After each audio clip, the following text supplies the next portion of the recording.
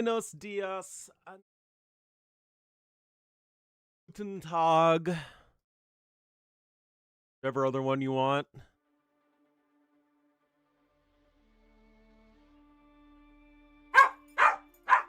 I don't like you, Dash.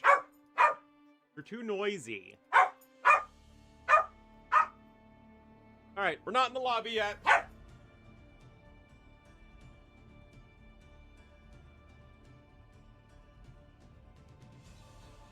Ready? Set, go!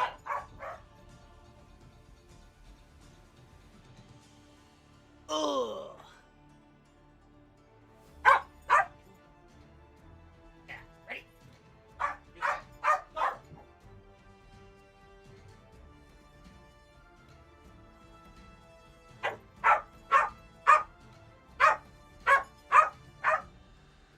Oh, big draft.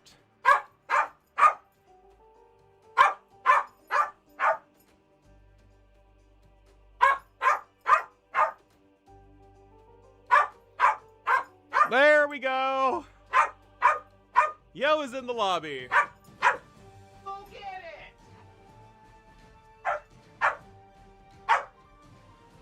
Come on.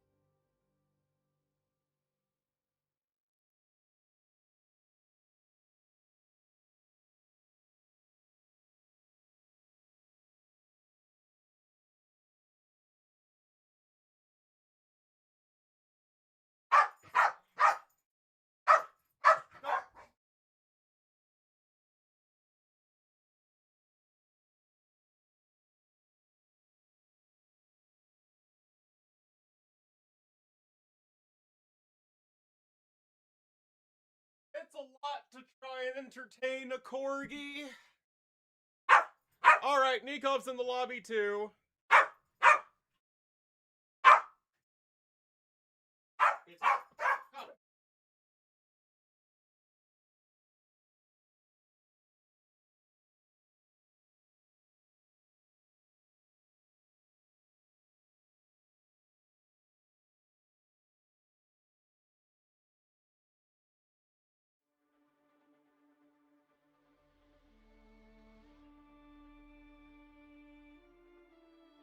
No tippy tapping.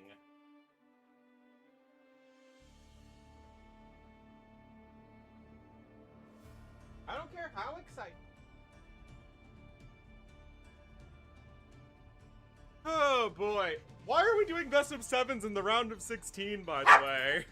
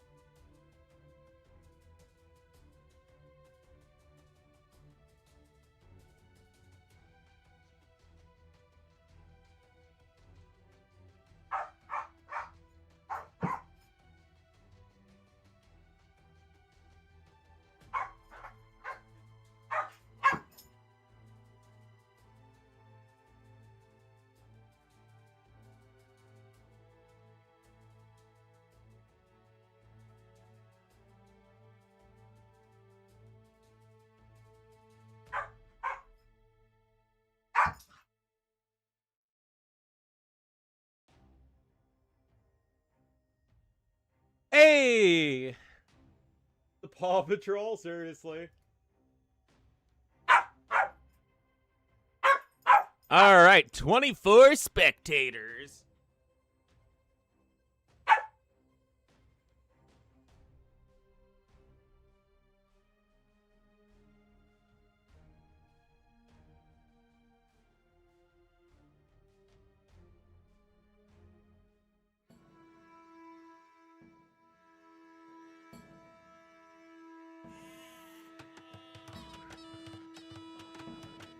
All right.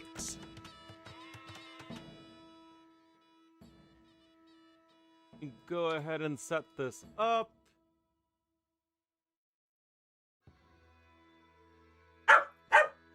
No, I don't like you.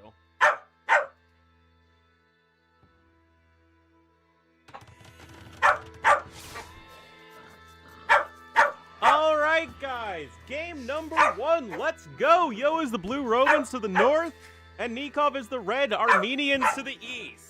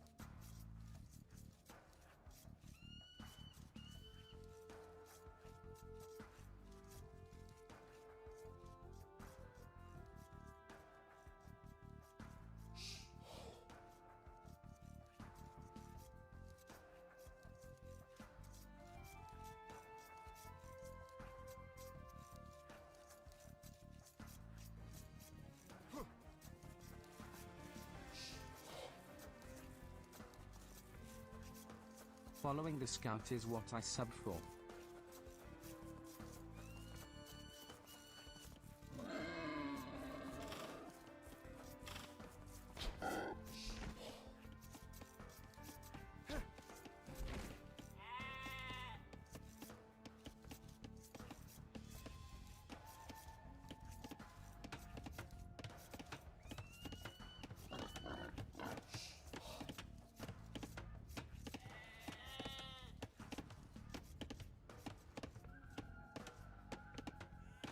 Alrighty, I have escaped the corgi.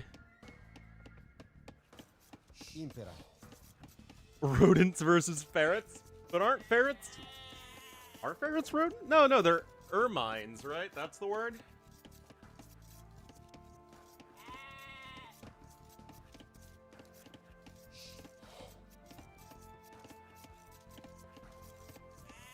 Ouch.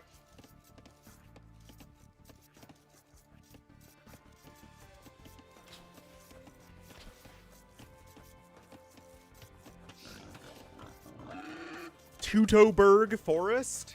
Is that where the wild Teutons live?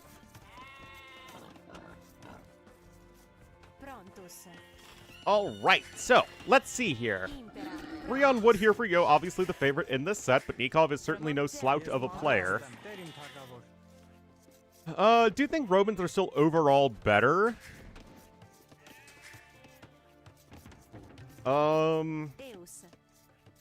Yeah, they're just faster than Armenians. Armenians still take like a little bit to sort of ramp up relative to Romans. I mean, Armenians are fast-ive, cheap mule carts, good mule cart techs. That's all nice. The issue, though, is that you're really not looking at a lot of military bonuses, as you can see here. You know, just the earlier upgrades. Obviously doesn't do all that much. Salve. Only the Teutons? Well, the Romans were dumb. Maybe they needed to have more anthropologists among them. Eus. All right, you already starting his militia production? AoE2 time frame? Yes, but Teuton was still used as a term, right? Prontus. Salve.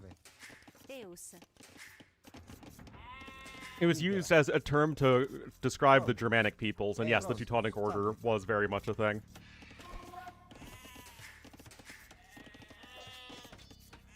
And again, I like not calling them Germans, because the whole concept of a Germany didn't exist. Salve. Like, even calling them the Germans in AoE 3 is a little bit odd. And really, they're the Prussians. Prontus. Salve. Deus. Tibi Servio. All right. What is Nikov doing?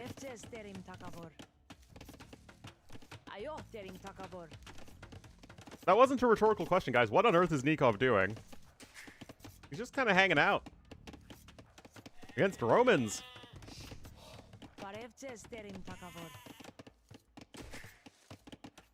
Is he gonna get a horse collar next? Okay, no, there's the archery range.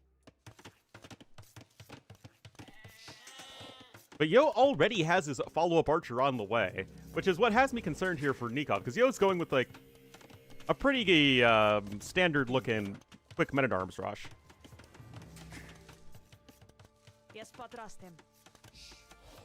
Wait, look at this. Yo's already, you know, a couple hundred resources ahead. Nikov's going to start with the skirmisher and then has an archer queued up behind it. Yo did opt to skip the men-at-arm upgrade itself, though, upon seeing all these little walls. Also, I have, like, either a cut or a canker sore or something, like, on the side of my tongue, and it makes it so weird to talk. So I'm sorry if I sound weird. Impera. Tibi Servio. Salve. I mean, weirder than normal.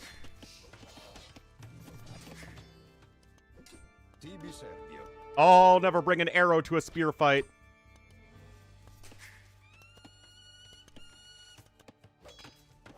Yeah. Salve. Thing is, when you're opening so passive here as Nikov, it's like you should be getting an eco lead, right? Yeah, I feel like I sound the same, but the actual mouth movements I am using to make all of my words sounds like it feels different. Which is, I don't know, it's kind of weird.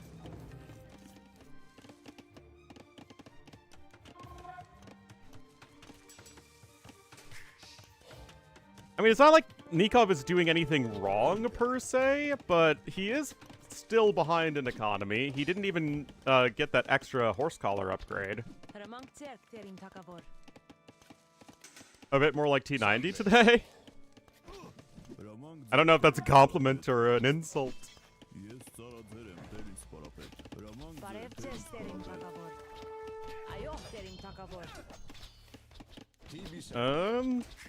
Just adding in more farms. Not like you're really using the gold right now. Both have fletching. An implement.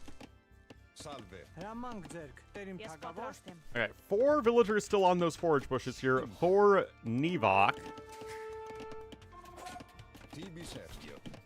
The job search going? I have maybe one opportunity that might be okay, but we'll have to see.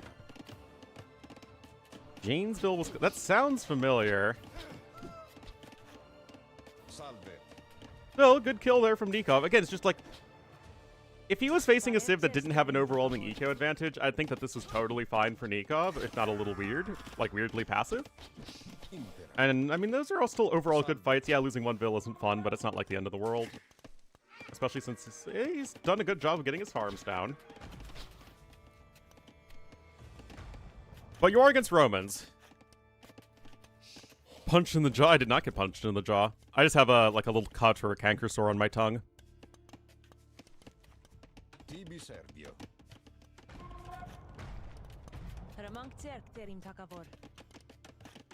I'm sure the coffee is helping it heal more rapidly. Yeah, we're at 14 farms right now versus what? Okay, 13. So Yo's catching up, and I mean, it's just the Roman eco, man. Also, where the heck is Janesville, Wisconsin? Like, I've heard of that.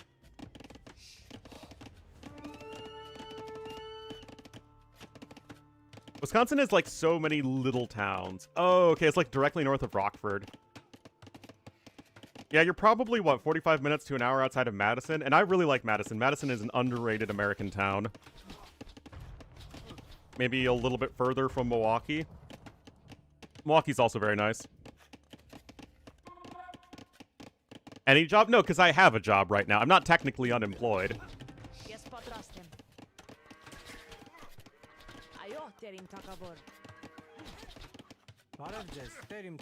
Medicine? Madison. Prontus. Eus. Has to be better than this. This! It's not like I don't make anything from doing this. Salve. I mean, it feels like it sometimes, but no. Impera. Yeah, best of sevens for whatever reason.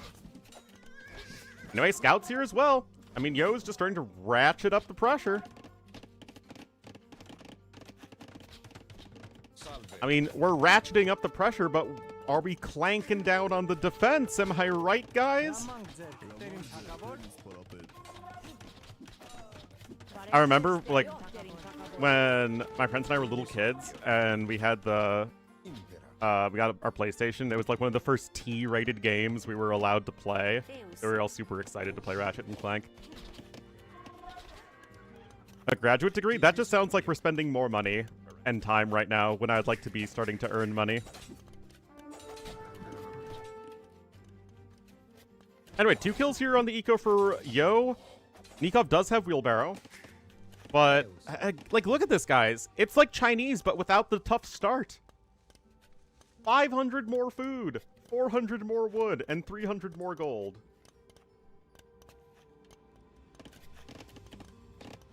Andy forced the defensive tower. Yo's on his way up to Castle Age. Like, there is no downside to what Yo is doing. Impera. Tibi Servio.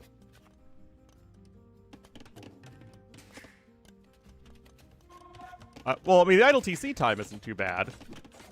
Although, I just say that now, Nikov gets a little bit more. Publicly... Oh, is it? Yeah, it's a very weird opener here from Nikov. Yeah, seriously, why do we need a best of 7 on Arabia?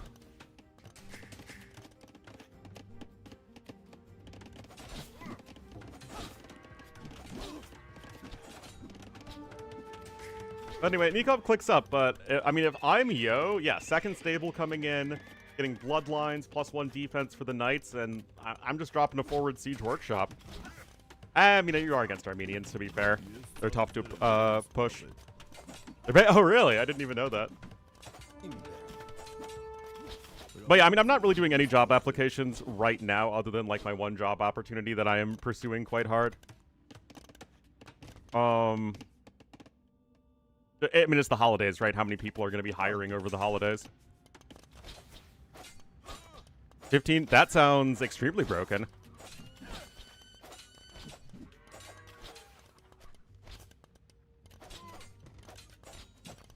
Yeah, does anyone even like Tootsie Rolls? Tibi Servio. Impera.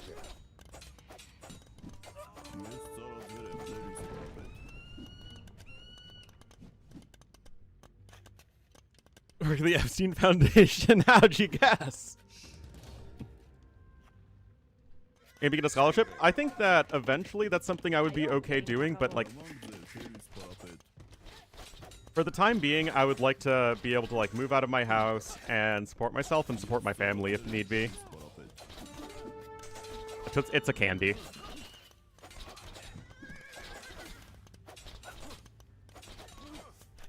For women under 18. Oh, jeez. Well, I mean, a lot of like the Impera. sort of the internship-based job openings are for people who are still in university and are much younger than I am. Like, you know, 20, 21, 22 instead of 28. Salve. Siege Workshop coming in. Yeah, I thought I was a little hesitant because I'm like, it's Armenians, they're tough to push, but just go for it. Oh, no, they want usually people who are in college.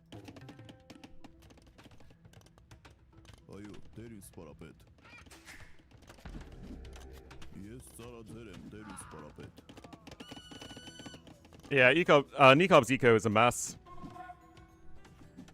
It was almost 20% ahead in terms of resources. You got a ram coming in, a mangonel as well. Just casually walled himself into the corner of the map. And nothing fancy at all here from Yo, but it's good. Interns, yeah, that's not like... TB Serbio. A lot of the entry-level jobs are literally internships.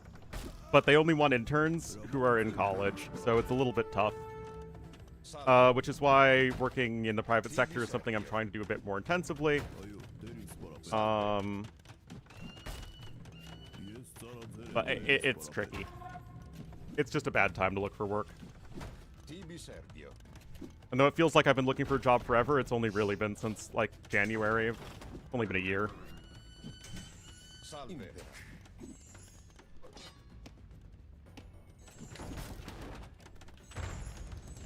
Prontos. TB Brontosaurus. Serbio.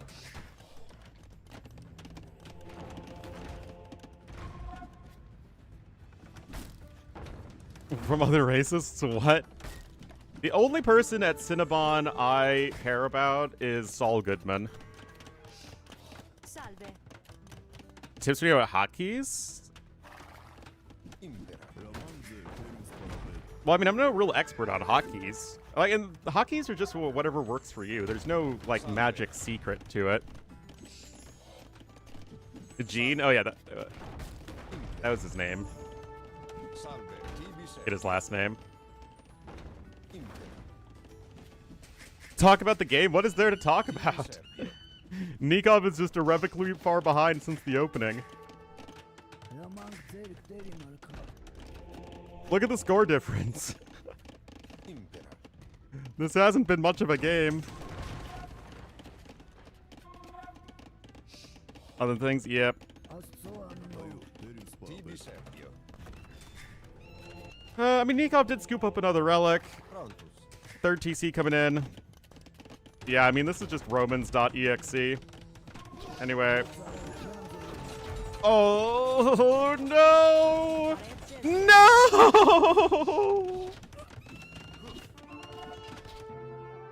Well, guys, that was, as the kids say, a game. 8% efficient Morn economy. Ambassador to Malaysia.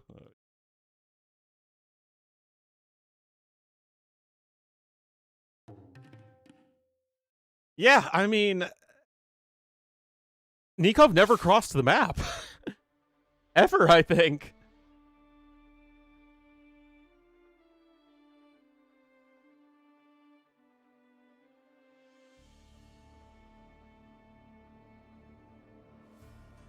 All right. Romans over Armenians. Close? Yeah, seriously.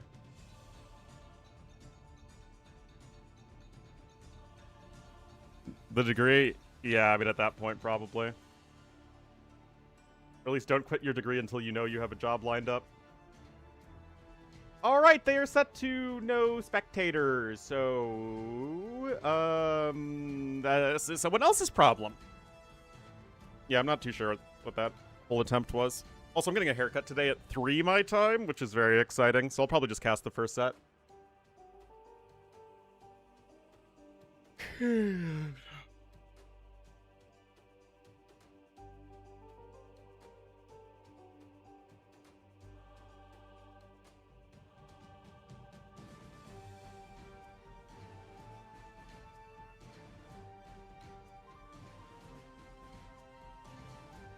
TVK? What?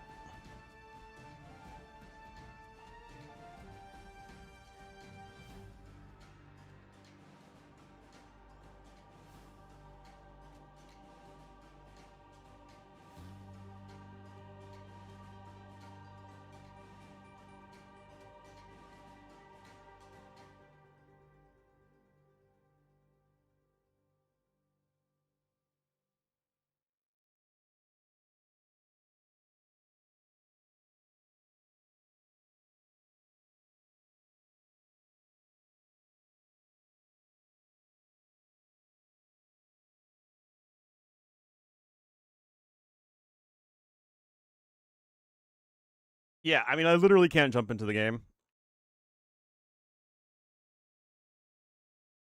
You get very desperate after 3 months. Well, again, like, at least I have this. I live with my family. I help out my family.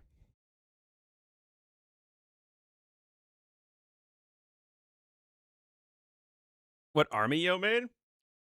Went men at arms into archers and skirms into like a ranged unit siege push with some knights and castle age. All right, they're out of the lobby.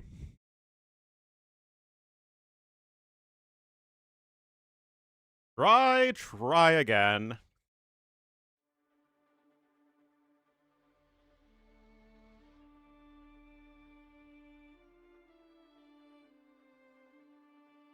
But if I am going to get a job, then it would have to be, you know, something where I make enough money to justify the added expense of moving out of my house.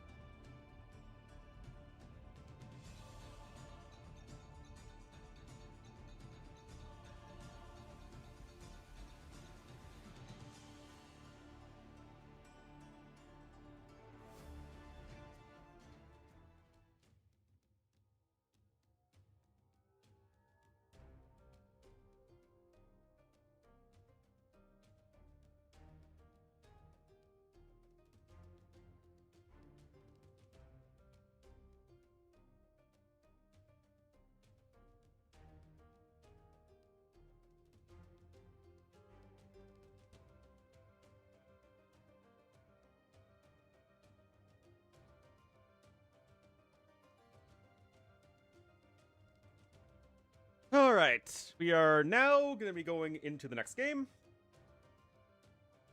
And we'll be starting in 1 minute and 8 seconds.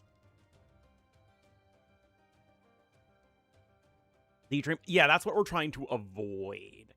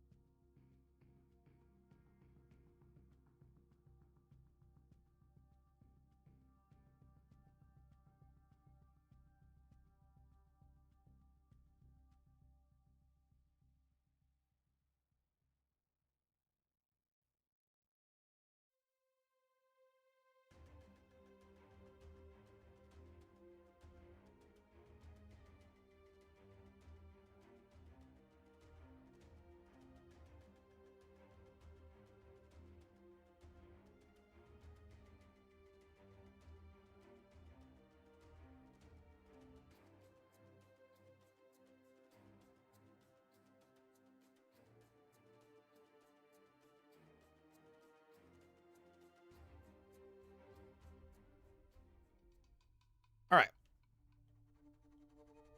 Minika, I'm not looking for any job that's under like 60,000 a year with benefits.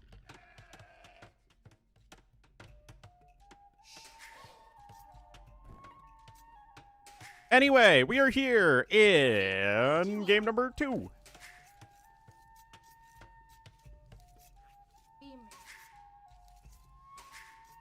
Nikov here in the blue, as the Incas to the northwest of the map, and to the southeast in the red as the Georgians. It will be Yo. Yeah, this is a pretty good Nook. This is a Nook that would make Tom Nook proud.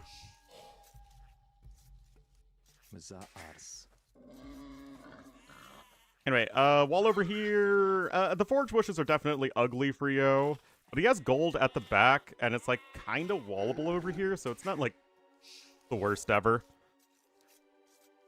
It could be worse. For Nikov, other than that nice little nook, I'm kind of like, I don't know. The forge bushes and gold are both far, but they're also far away from each other, which just makes it even more awkward. Anyway, just a little bit of a kerfuffle here. The fruit bushes? It is kind of weird to see the generally African terrain with forge bushes and boars instead of, you know, the African flora and fauna.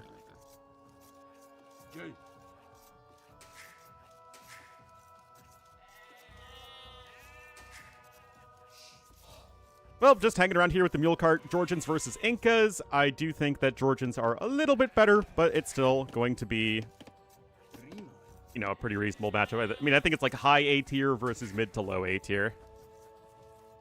Rest of my life? I mean, if I could make a good living doing it, I absolutely would. But I can't. And, you know, we've tried it. It's not like I've been unsuccessful, but unfortunately not successful enough. Besides, I'm not going to stop streaming AoE completely. I'll still stream and make videos, although it might just be on weekends or stuff like that. We'll have to see. Got a job? No. In my ideal world where I do get a job. It'd be wild if I got a job in mid-December. Barracks on the way. Gonna be a nice early drush here from Nikov.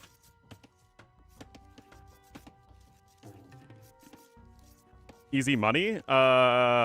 It's easy money if you, like, instantly make it viral.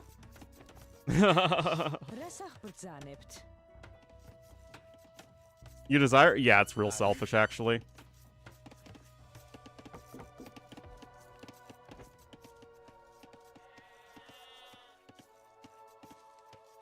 But yeah, I mean, it's something that you need to spend a lot of time on for very little reward with no guarantee of success.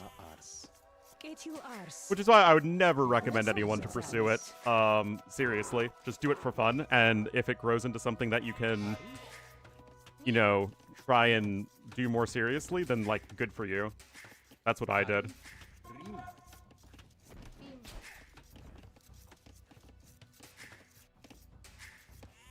It's a very nice hobby. And again, I'm really proud of all the work I've done. I am proud of the resume I've put together from everything I've done in Age of Empires. And am still doing. Anyway, just the 2 militia here for Nikov. He could be doing the, yeah, I mean, this honestly looks like the build. The KUTD 6 build.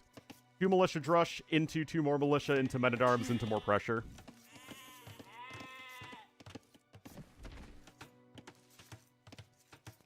Soft skills? Yeah. Anyway, quick balls are going to have to come in here for Yo. Those are successful, although he only has the 2 villagers on the forage bushes for now. I mean, he went up pretty fast on 18 pops, so, I mean, Georgians can do that, but he'll be in feudal age in just a moment. British feel? There you go.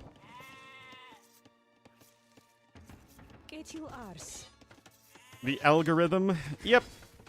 I mean, again, there's 0 long-term guarantee for success, which is why, like, all of the creators who are successful right now, like, they need to strike while the iron is hot, so to say.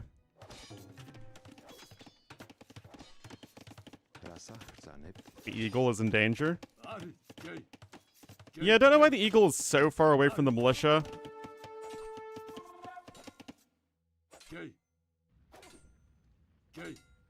But yeah, it's going to go down there. Anyway, yeah, we'll be able to drop the archery range here in a moment. Oh, he's going for a look at this greedy gumdrop. Guys, this is literally a gumdrop that is rolling around in Ebenezer Scrooge money. That's how greedy this gumdrop is. Not even bothering to go for the archers to try and deal with the swordsmen.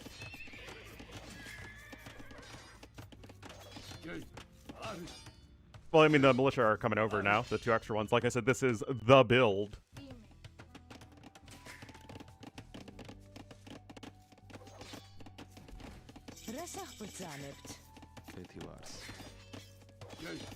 Spearman queued up immediately. Sees the stable, I think. No, actually. The scouts? Not easily, that's for sure. There's the men-at-arm upgrade incoming.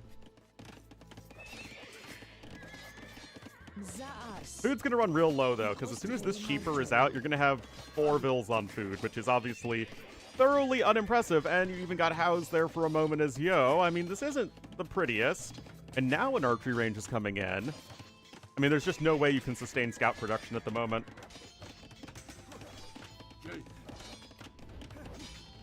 Yeah, I guess good instincts there from Nikov to go for the the Spearman first.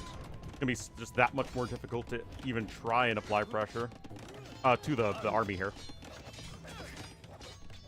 Yeah, 2 vills on food right now for Yo. It's not good. And this is just the issue with having the forward forage pushes. Yo himself is going to try and launch a counterattack, but look at this base here from Nikov. It is very well defended. None of these vills are exposed.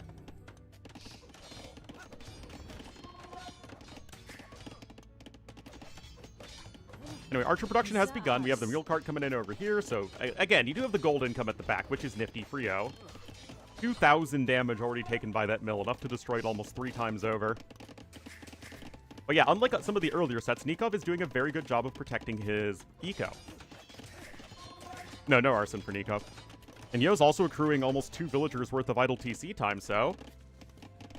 Look at this, guys. Nikov is already climbing pretty nicely ahead in terms of economy. And he hasn't taken a single hit point of damage on his unit. So, like, are these men-at-arms the best units in the world going forward? No. But... like, it's still just more bodies on the floor here. That's going to be very good for Nikov. Cheaper for... I mean, yeah, but it's the idle villager time as much as anything else. Those vills are able to evacuate. More farms coming in. But, like I said, you're not really able to sustain scout production very well at all. So you really just have the 1 archery range working. And Nikov is probably going to start adding in either more eagles or spearmen. Though he's getting the B-Smith, as the kids call it. They're going to try and wall over here to the east of the map, but Nikov is wandering around there. Fletching is on its way.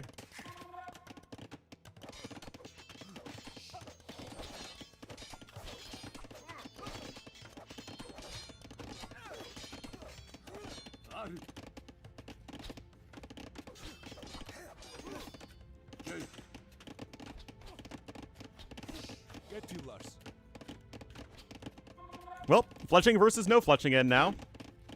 Gonna make this fight very tricky for Yo.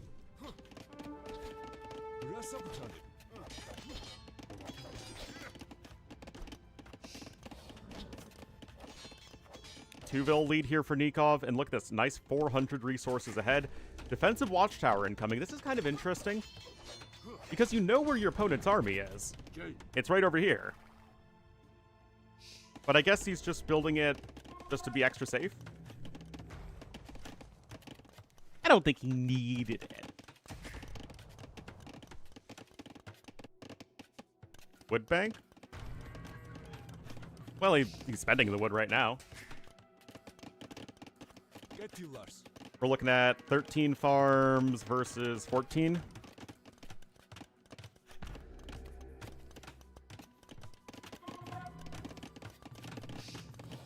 Now he's getting that second archery range in.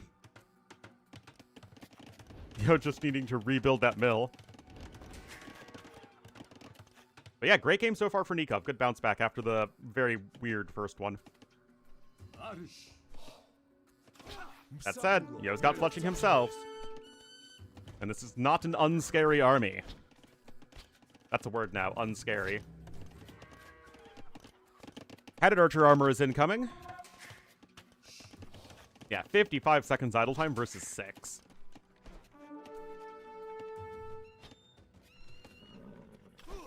Ooh, nice hit there from Nikov. Don't worry, Yo will heal up in, what? 2 times divided by 25, so 12.5 minutes. He's good to go. Yeah, apparently when they made the HP regeneration in Feudal Age better for Georgians, it was designed at lower level players who were struggling with them in the early game. And it kind of backfired because the bonus was just way too good for pro players. But now we're in a situation where Georgians are super bad for low level players again. I'm not sure what I'm going to say about the Civ and State of the Civs. It seems like one that's just really tough to balance. Might just have to go the Chinese route and accept that, okay, not every Civ has to be good for low-level players.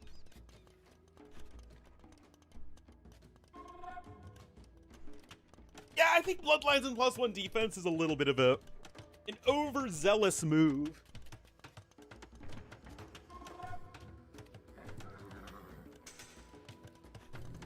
I think you're just overestimating the amount of damage you can get done, or you're saying that I need to get damage done because I'm otherwise so far behind. Which really was really weird to say in a game that has 1 total kill. Infantry armor now coming in here for Nikov. 2 ranges, 2 barracks.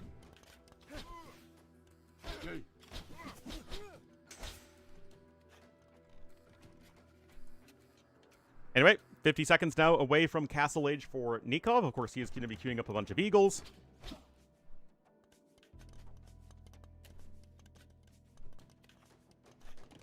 Yo, also getting Forging. I mean, he's got fully upgraded scouts coming in here, which, no, I don't think are going to be sufficient, but it's a huge investment. Only the second unit that's died this game. The first was the Eagle Warrior of Nikov, so, like, this has been the first kill in over 10 minutes.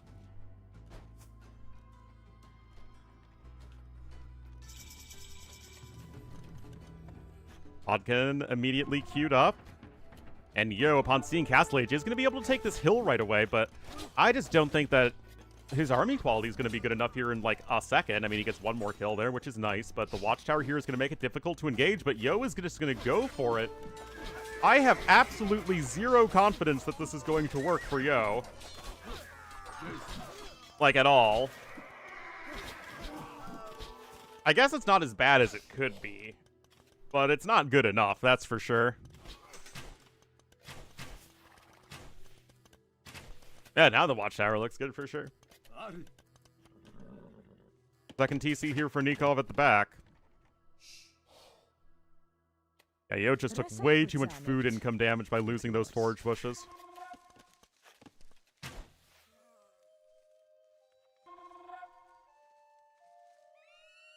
Again, only 200 res difference, but it's all about the timing. Got a monastery now coming in. I mean, yeah, okay, that was actually a nice engagement for Yo with the high ground there. Actually, is he going to make this work? Hold up. Hold up. Okay, like, is this good for Yo? No. But, like, I don't know. I feel like when it comes to Feudal Age versus Castle Age units, that was probably about as good as you could ever hope for. Anyway, you're still probably super dead. Anyway, what was I saying? What was the game problem yesterday? I have literally no idea. I'm just grateful that it's working now. Get you ours. No, Mr. Yo, you're not gonna get a castle in time.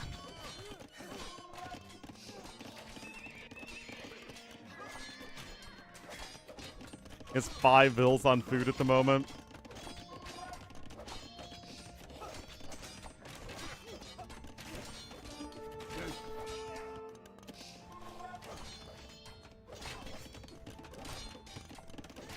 Yeah, I mean, that was literally, like, the best fight Yo could have taken, and it's still nowhere near enough. Gonna be, I guess, on triple stables, but this stable's gonna go down in just a moment anyway. Anyway, I got some knights queued up. Chain barding armor as well. Oh, I'm gonna snatch the relic from the middle of the map. I am, like, all sorts of unconvinced for this for Yo. Or unconvinced of this for Yo.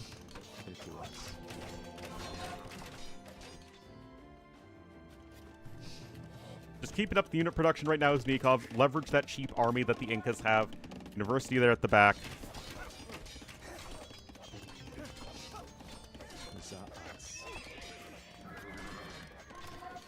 No husbandry in yet.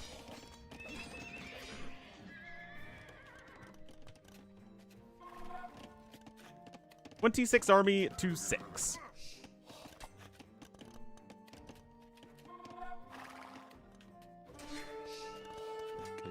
Random eagle over here, whatever.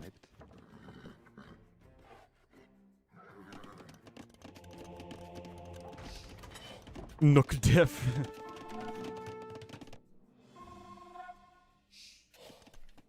Okay, yeah. Wheelbarrow now coming in, so that'll all be even up. Second TC being attempted for Yo. I mean, he's going to try and claw his way back into this one economically, and to be honest, I'm not entirely sure why Nikov is playing this one so passive now. Like, when Yo had the big advantage in the last game, he just went forward and went and killed him. Nikov here is just hanging back.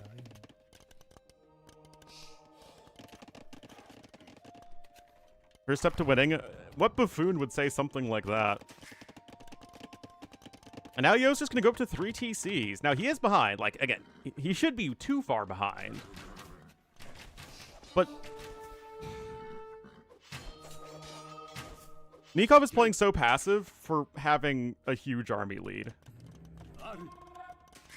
Third TC now coming in here for Nikov. I mean, it feels like he's just so scared of losing that he's not playing to win, right?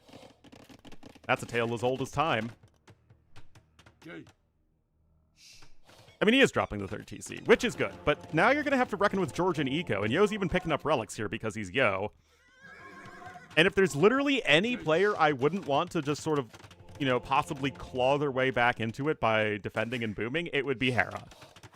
But if it's not Hera, it's exactly Velito. Exactly.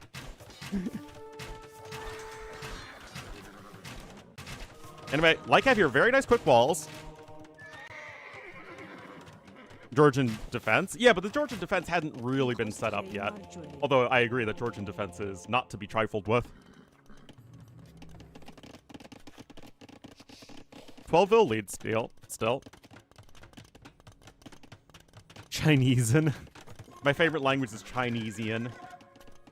And guys, here comes the castle. And let me tell you, a Manaspa is not a messing around kind of unique unit.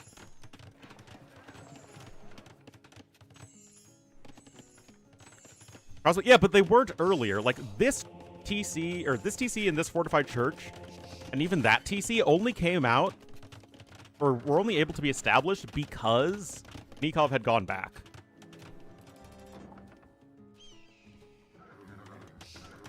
All right, Nikov's going to come in with his own castle. And of course, like, I mean, Incas have the answers to, you know, any army composition is kind of how the Civ works. But you don't have mobility. Except via eagles.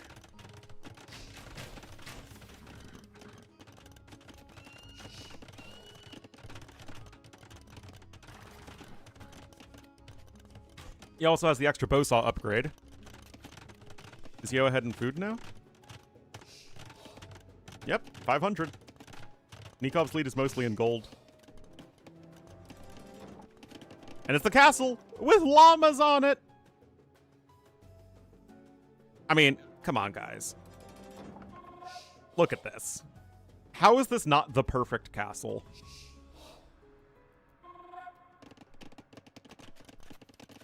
It's a grape space. Yes, it's a bowl of grapes. They're not chairs, they're freaking llamas, man.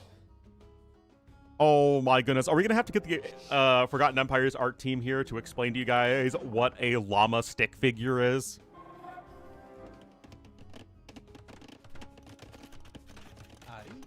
SMH. Anyway, another fortified church. Guys, I am getting kind of concerned here for Nikov. Yo is closing the gap in terms of resources because, again, I would like to point out the fact that George and Eco and Yo is a very scary combo. Sinclair? Isn't Sinclair like the Fox News of the UK? Where like they own like all of the local stations and like they flood it with right-wing propaganda?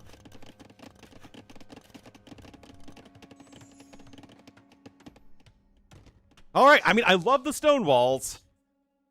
I do. Oh, is it in the US too? I don't watch local TV. I wouldn't really know. Okay, both players are on their way up. I like limiting the mobility of the Georgians player.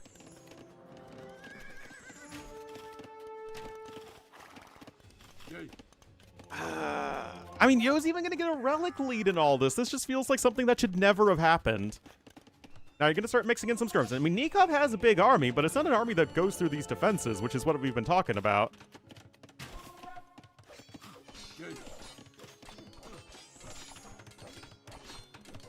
More yuckers are on the way. And Yo is going to start to mix in some skirmishers, which is not a bad idea. Mass Scorpions, I mean, I'd love it if Yo went onagers, but, you know, we'll settle for skirms.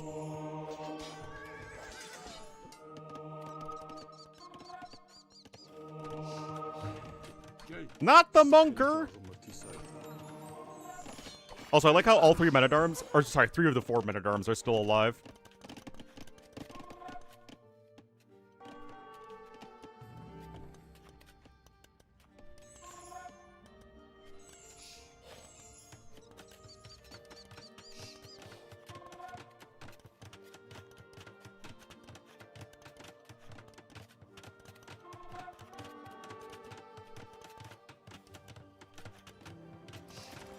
Why?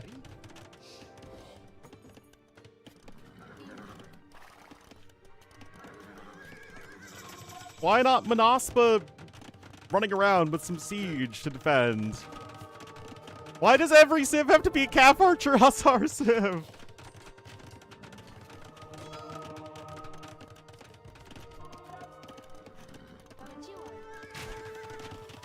Oh boy. Anyway, double trebuchets are queued up, but it's still only 1 castle to 2. Got ballist. I mean, yeah, now you're just switching fully away from the Monospa. Democrat hoax. They either don't talk about it or just talk about the Democrats who are implemented. Or, yeah.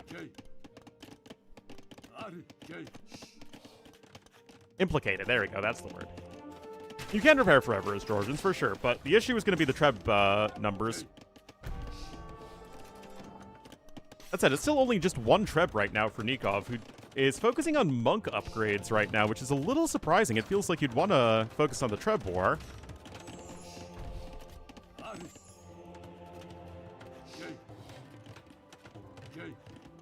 Castle over here to the far west, although it's only being built by 2 vills, and Nikov is literally walking around here with a big blob of archers. Isn't a deal breaker? For a lot of people, no. Don't like the new castles?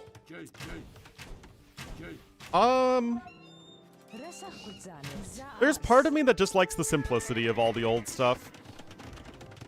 Like, I was against new castles when they added them for Sicilians and Burgundians. But now I've just kind of grown used to them.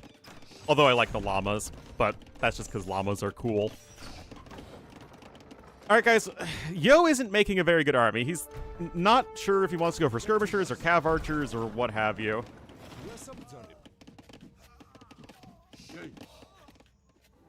I'm gonna try and keep constructing that castle. It's 3 trebuchets to 3 at the moment. Is it live? As always, the games are live and the casting and chat interaction is recorded. That's usually how that works around here. Anyway, more CA upgrades are incoming.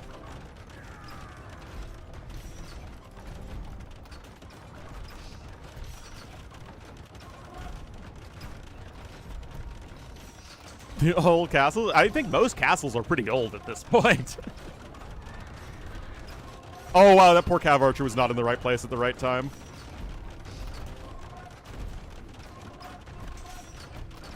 Well, you know, I questioned Nikov not going early enough on the Treb production, but he's clearly listened to me and now has tons and tons of trebuchets. And this castle is going to go down. I mean, both castles will probably go down, but it feels like that's still going to end up a win for Nikov. And Yo's just, again, he's not making a good army. For the enemy Trebs or enemy castle? That's a very complicated question. Generally speaking, go for the castle. It's not a, like, you know, 100% of the time, but more often than not, it's gonna always, more often than not, it's gonna be the correct decision to go for the castle.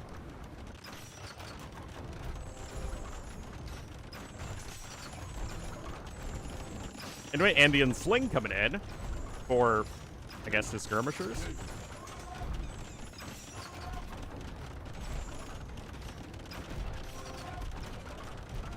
Anyway, that's a lot of Omega pokes right now. Got a few hand cannons out. And, I mean, Yo really seems to be struggling to find an army composition here.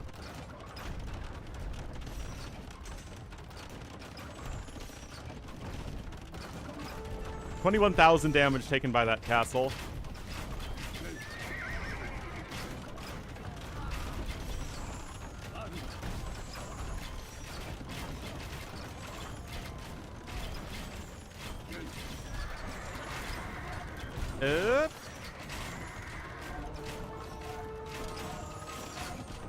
You mean fabric shields? No.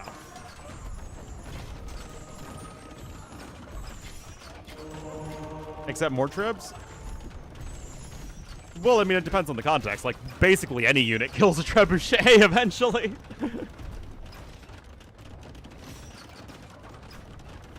But the treb wars are a thing because it's like nothing has the range of a trebuchet except other trebuchets. And I guess basically cannon galleons. Oh yeah, the elite Kamyuks look great.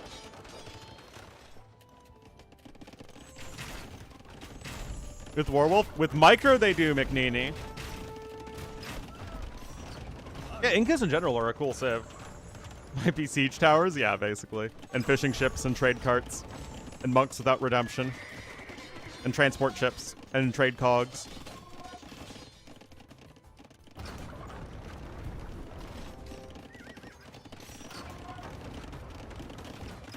The Treb too? I feel like with... If given the opportunity with, like, people are literally just looking at their own armies, I don't think the Treb should ever hit. No Isnari yet. Yo's gonna try and run around here. And he does snipe the castle eventually. And securing that gold is also huge. My concern remains, though, that Yo is just... He's not with a very good army.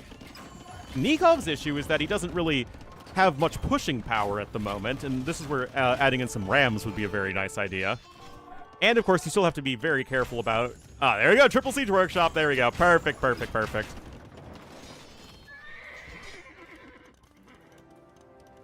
Yeah, Nikov's still cruising at max pop. No fabric shields, like I said. That's a huge one.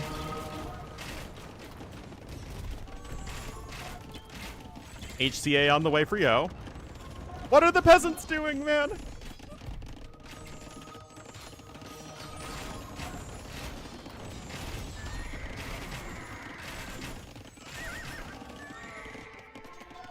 Still a Hussar running around getting more value. Crop rotation, baby. Treadmill crane. Oh, all the niche upgrades. You love to see it. There's fabric shields on the way. Bozo just now coming in. Oh my god, I didn't even notice that. Now Yo's ahead by 5,000 resources.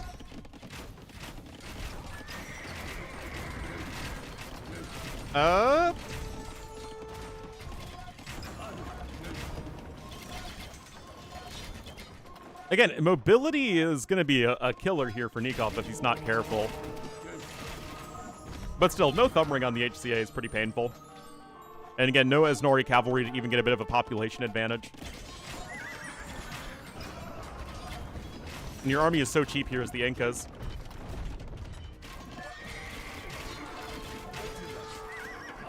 Incas are picked a fair bit. But yeah, now architecture in as well for Yo.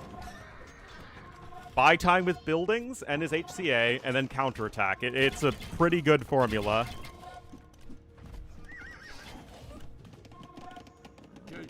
And there's Siege Ram coming in, just like I was saying.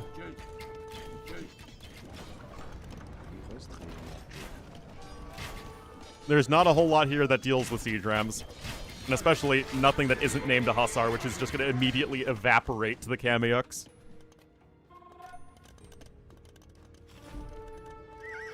And I feel like Nikov is still taking very good fights. He's way ahead in Res Destroyed, even if he's behind in total resources. Siege Engineers coming in for Yo. Or sorry, yeah, for Yo. Siege Ram for Nikov. No, Magyars is the worst mirror matchup by far.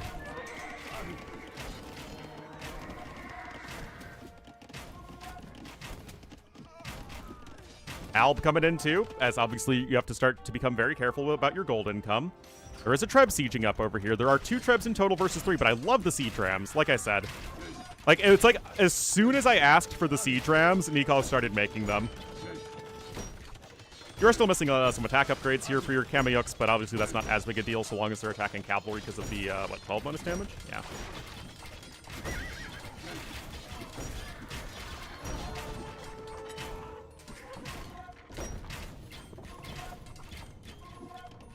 Siege units now marching forward once again here for Nikov, but you got 3 Trebs here for Yo. That castle's going to go down. Nothing you can do to protect it. And then you're only going to be on 1 castle to 3. And all these fortified churches, they're just so good at stalling.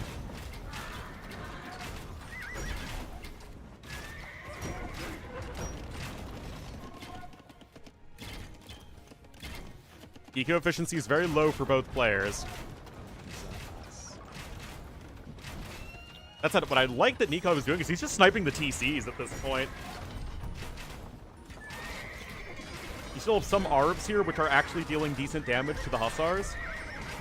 And I mean, again, like, as soon as those Hussars enter the same area code as the Kameyuks, they just die instantly. Who doesn't love the Yuckers, man?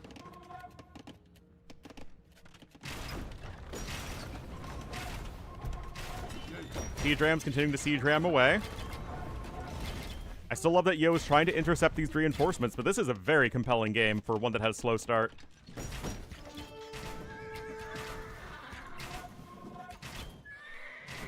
And look at this. Yo has 3,000 gold, man.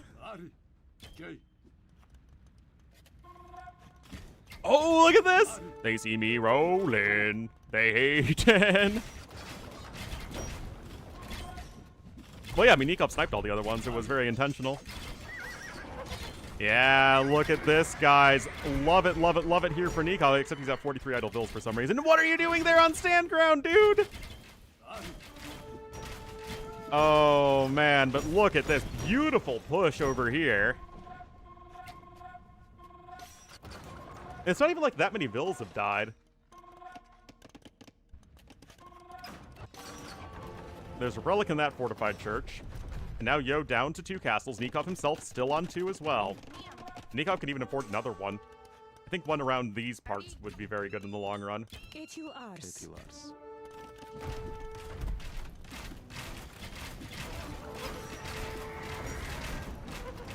Oh, look at that.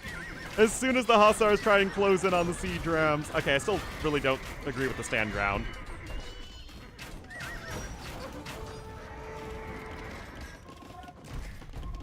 Yo is about to be a 0 TC gamer, and now Yo is officially a 0 TC gamer. Sappers! Like, Yo has so much gold, and he's building a forward castle.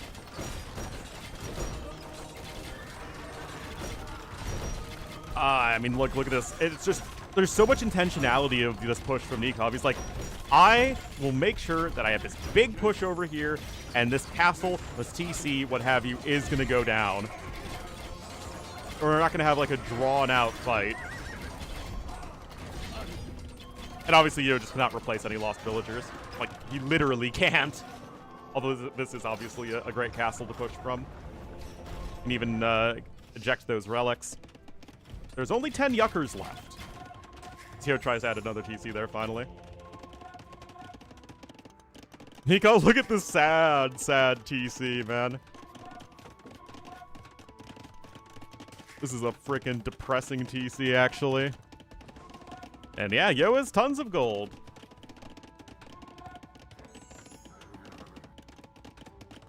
Nope, no blast furnace. And now Nikov's on 0 relics. Those were ejected. Yo still has 7 bills on gold. We got siege engineers coming in, and of course, in these super long games, Georgians are better than Incas. 62 cav archers.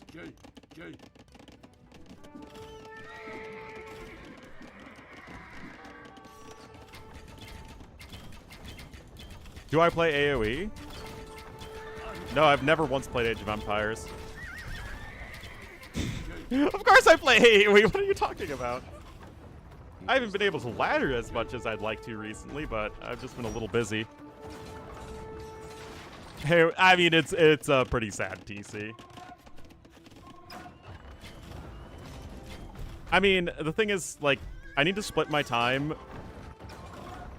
my Age of Empires time, between casting, between YouTube video recording, and playing myself. And playing myself is almost always on the back foot.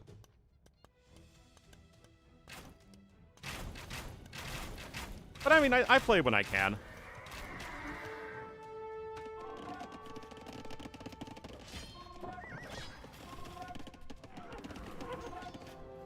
I don't know, guys. There's another castle over here. Well, who built this door? It literally goes right over the cliff. Who are the architects who built this castle, Mr. Yo? They are absolute goofballs. Well, university? No, I finished. This is my job. The moon door, yeah, basically.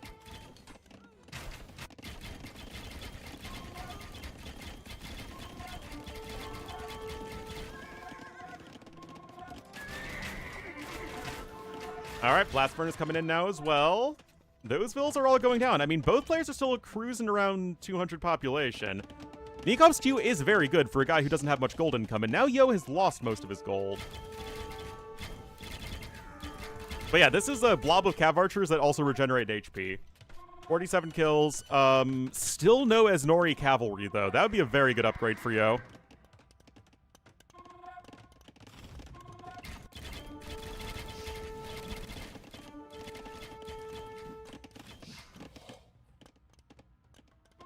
The push? Well, I think it was still a necessary one because Nikov just couldn't protect his economy from all the units that are flooding in.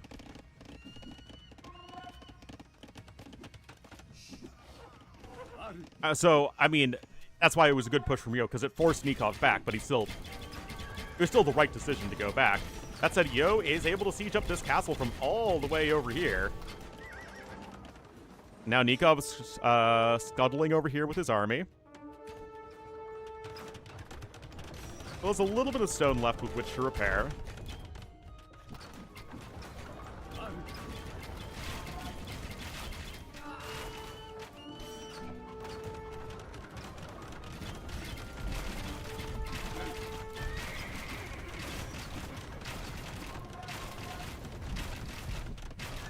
Wait.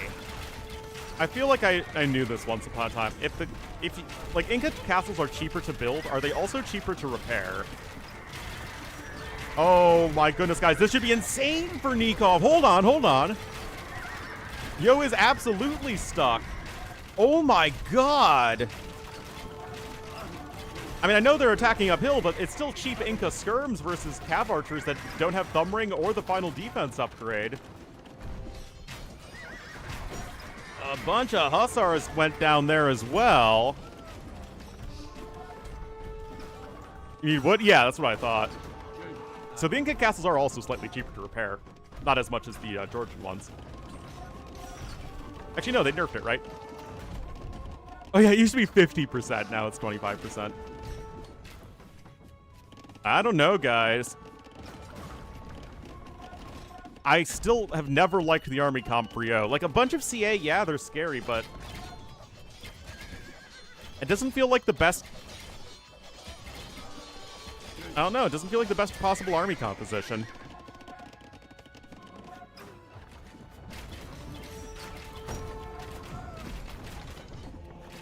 Those relics are about to be ejected. Oh, Nikov never recovered his own relics. Oh no, I think he did, but they were just ejected again. Never mind.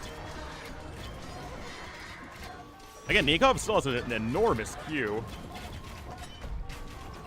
We're an hour and 7 minutes into this game, guys. Late game Arabia really is peak AoE 2. If Yo gets this castle, Nikov won't have any more. 106 army for Nikov, though.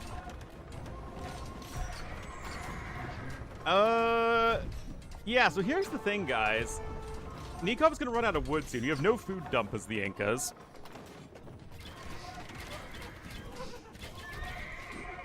Yo is on 2 relics at the moment. I mean, it's a huge, huge score advantage for Nikov, and he's taken way better fights throughout the course of the game, but no heavy plow for Yo. Come on, man.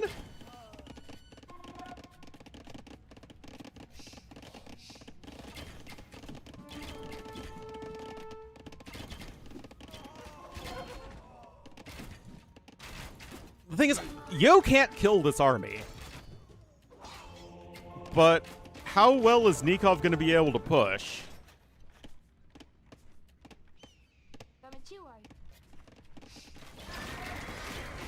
It causes other players to not research eco upgrades. Reap. Yo trying to recover a relic over there.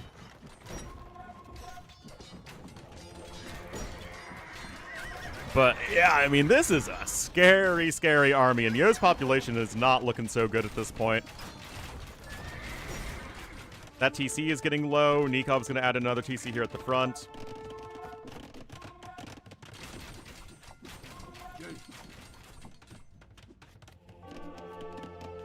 Yeah, Yo's lost most of his fortified church-based economy. You can see it's not really working very effectively. Like a lie? I mean, it's closer than the score difference would suggest, although it's still definitely overall very Nikov favored. I mean, these cheap trash units are doing yeoman's work for Nikov, and he destroys that castle. He's going to destroy this fortified church with the relics in it. Yeah, he doesn't have that upgrade available to him.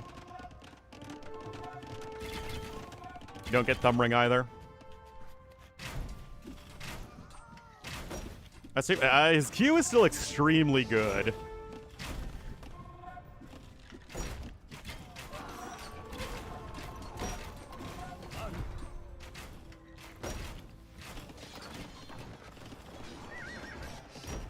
Oh, random ram over here. Obviously, the map should be basically out of gold and stone, and it is. There's 286 gold somewhere.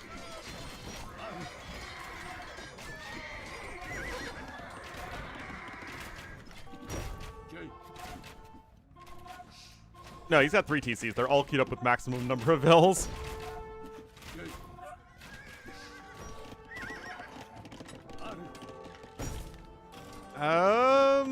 It's a little awkward there.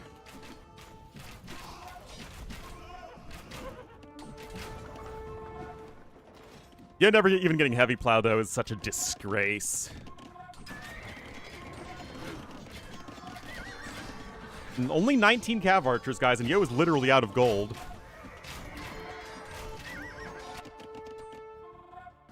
Oh, yeah, here it is. 286 gold. Guys, Yo's about to be a 0 TC gamer. But Nikov's on 50 vills! I mean, obviously you can't keep the floodgates, closed forever. But, like, Yo's population is even lower.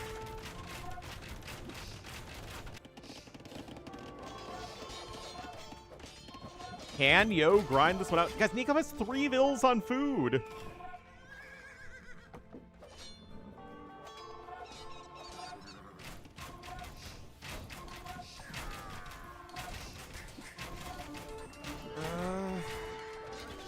But guys, like, Yo himself has a bad eco and is running out of production.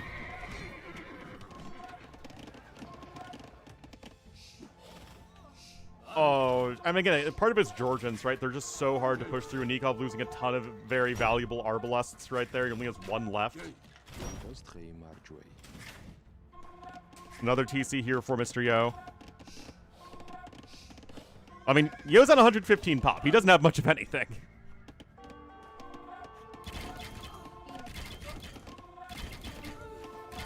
Oh, jeez.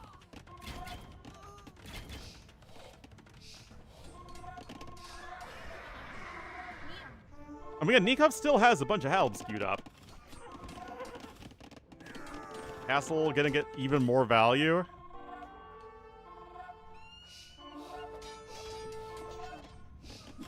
And yo, as soon as this TC gets built, okay, finally Heavy Plow comes in at the hour and 16-minute mark. That hurts.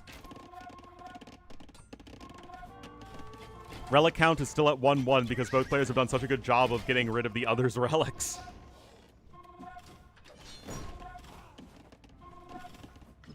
Well, I would say neither player has much of an economy, and Yo also doesn't have much of an army. Oh, that's the last Treb here for Yo. And, you know, most of Yo's infrastructure is still over here to the far east of the map. More TCs being built for Nikov as well. I mean, he can see his own villager count as well as you can. Yeah, Incas don't need much food, thankfully, for them in the late game.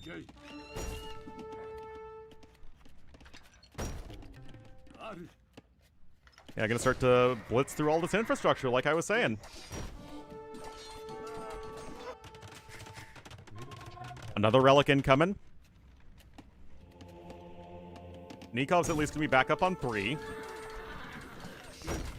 I mean, it's been a very back and forth, well-played game on both sides. Like, the only reason this game has gone on so long is the fact that both players have been very, very, very good.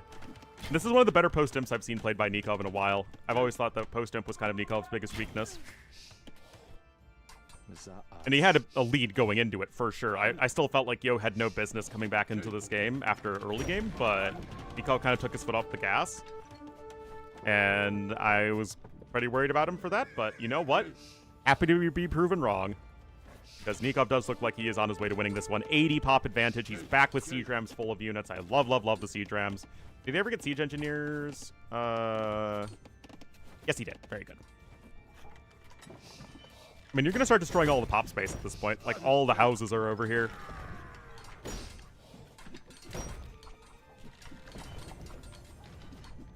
No, Yo does need houses. What are you talking about?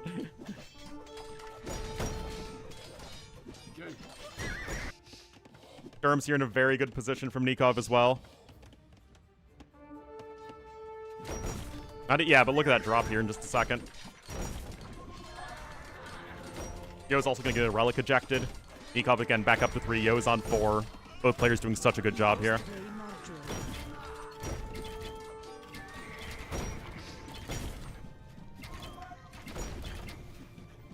But I still, again, I feel like Yo did handicap himself a bit by just never getting his proper post-imp army.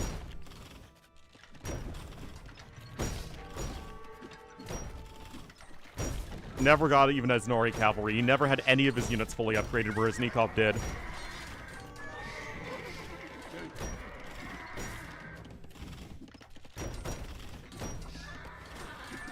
And now look at this. Yo's at 150 housing space.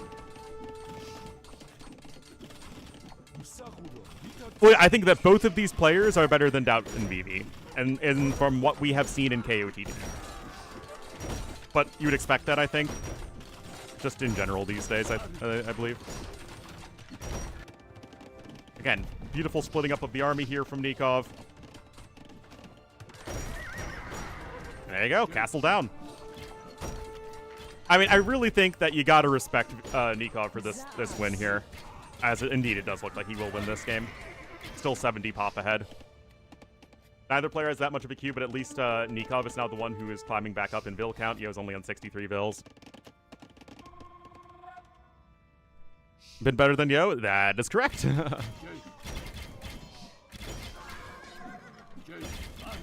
a bunch of halbs in here, so as soon as the Hussars close the gap, then that's going to happen. And it's not like you're on 90 farms to replace those Hussars, right? Those Hussars are valuable.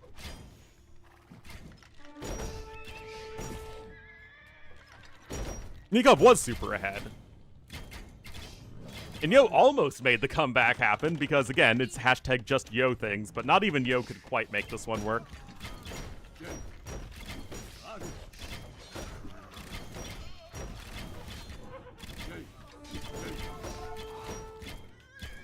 $103 kills on those CA.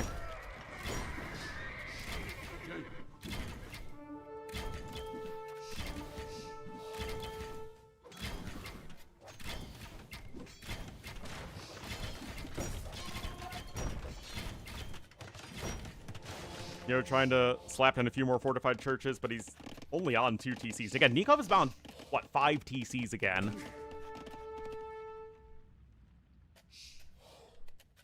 Again, I really do think Yo compositionally misplayed Imperial Age.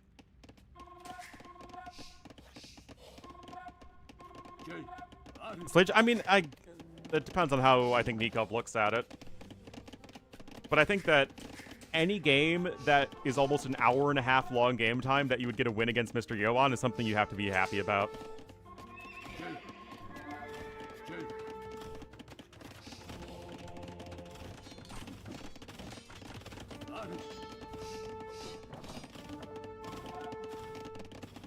More SRAMs coming in. Good too, yeah, for sure. Although Incas are the best in low gold situations of the 3 American civs. Fully upgraded halbs and skirms like Mayans, but unlike Mayans, you also get that discount on top of it.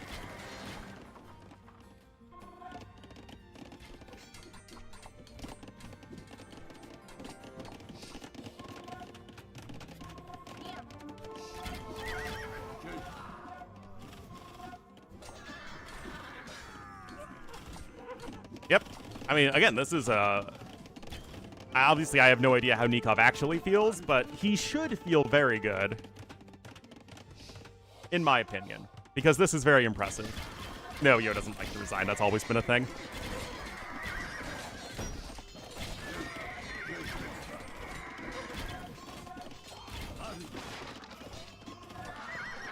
Like, late game eco-efficiency, to me, has always been Nikov's Achilles heel, and he's done a pretty darn good job of it here. Making sure that he's had the TCs, he's at least been able to keep his villager count where it has needed to be. I guess Nikov never truly cleared out this side, but... Yeah. Yeah. Yeah, 50% more score this game for Nikov. That's what? 700,000 more resources destroyed?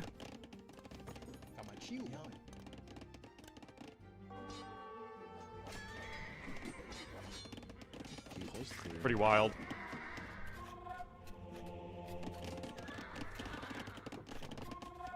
Well, Yo keeps on bringing the relics further and further back. I mean, the relics are here, and I think maybe one's still over here? Yeah, one's still over there.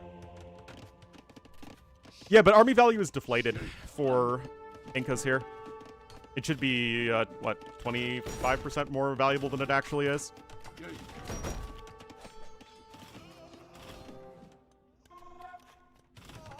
Or I guess 25 food, or... Yeah, you know what I mean.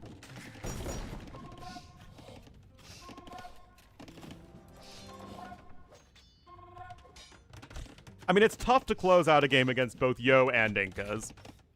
Or, Georgians as Incas. There's actually still a lot of wood left on the map, surprisingly. 91,000. But of course, the issue is that there are, you know, you need gold to make the siege rams that are necessary to actually destroy this last castle. 15%? Sure, why not?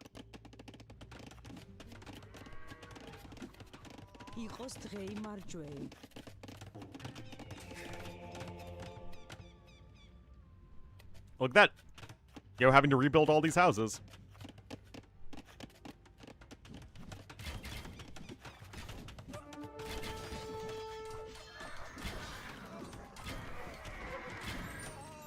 Oh, there's a conversion somewhere. There you go. Convert the Hussar. Elves, I do too. It's what I would do in this situation, so I guess, of course, I'd like it, but... I think the issue is there just aren't quite enough Halbs in this as, like, a percentage of this army.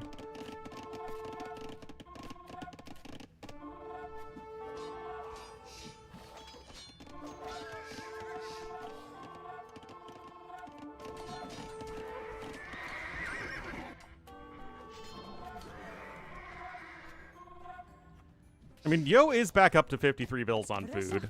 And he's got the fortified churches all over the place again.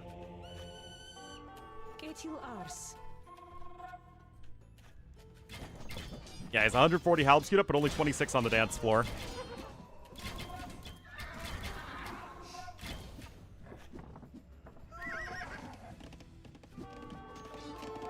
And now you could argue Nikov is overboomed. But it's hard to say because you're getting raided constantly.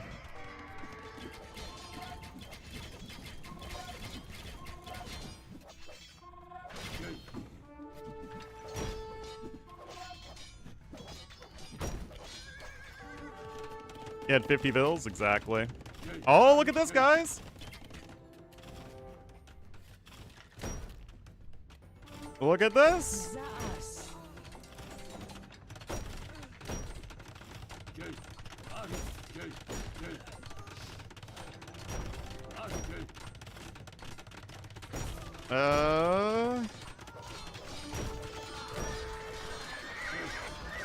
Might be saved. But this is still expensive, right? This is obviously very efficient. For Nikov.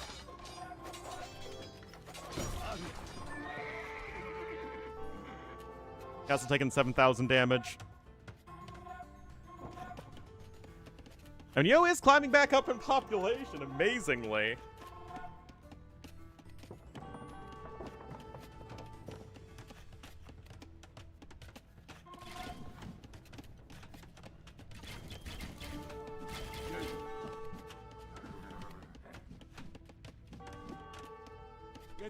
A random battering ram to go against that fortified wall.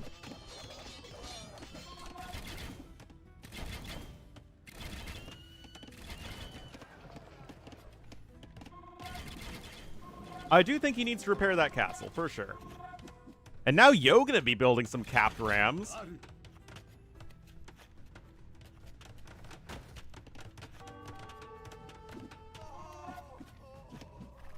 Yeah, Mr. Yo very much still thinks he can win this game, guys. He's almost back up to 200 population. In no world is Yo just dragging this out for the sake of it.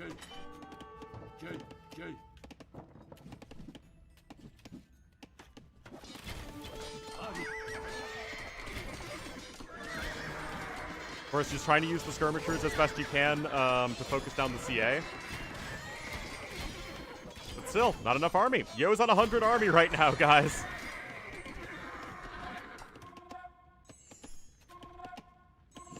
Even though the Res Destroyer is so in favor of Nikov, and he's got 188 halbs queued up.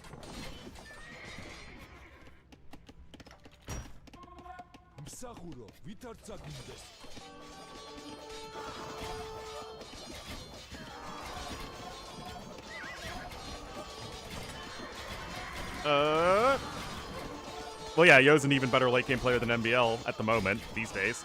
Who is himself very, very good. Uh-oh. Uh-oh. Uh-oh. Nikov wasn't able to close it. Now we might be at the straw and the camel's back. I mean, yeah, Nikov has a huge queue, but he doesn't have the army numbers.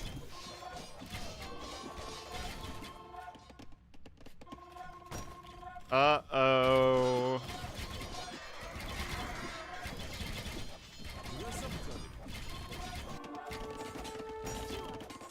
Yikes.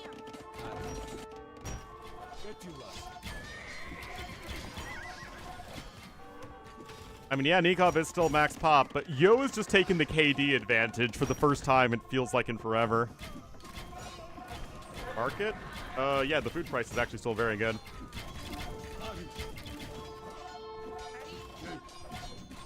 I can't believe Yo's doing all of this without even Aznari cavalry to give himself 20% more cav per cav.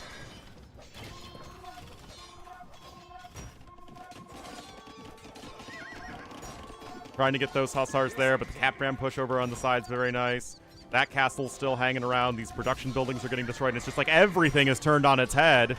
Yes, it does apply to cav archers.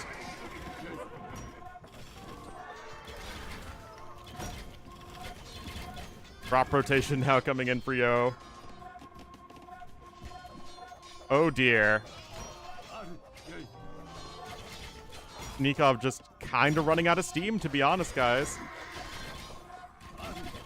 It feels like he always had slightly too many skirmishers and not enough halbs. But it's very, very close. Also, again, Yo's eco has been better for, like, the entire game, but that's in part due to Georgians being Georgians.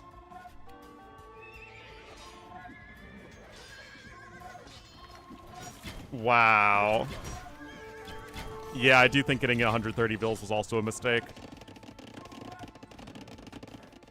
You still need, like, 90 army at this point as Nikov, and again, the actual balancing of units. Like, if Yo didn't play, like, almost perfectly, Nikov still wins this game, but, I mean, it is Yo we're talking about. He's the one who knocks. Indeed, yeah, Castle surviving for a very long time. And the fact that also Yo was able to keep his base over here in the east was so huge. Nikov never really had that great of building and destruction powers. And Yo just kept on spreading himself all over the map.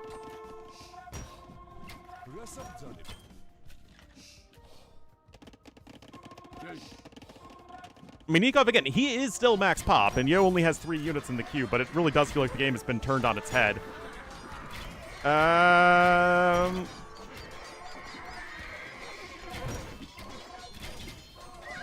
Yeah, you want to go full YOLO against the castle so that they don't have anything to defend themselves from raids.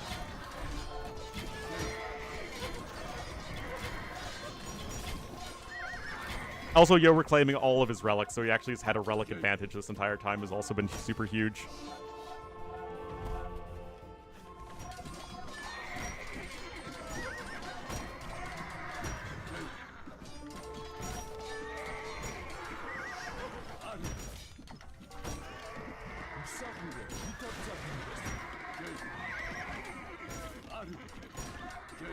Yo did.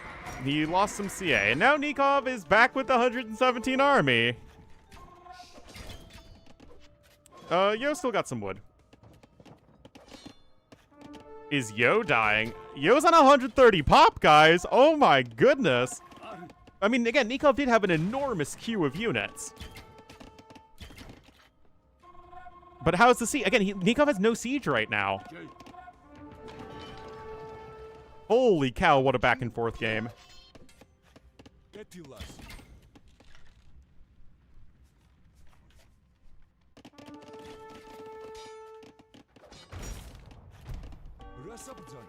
Oh boy. Busting through the wall again. A lot of the wood left on the map is in this general area. 70 halbs at the moment.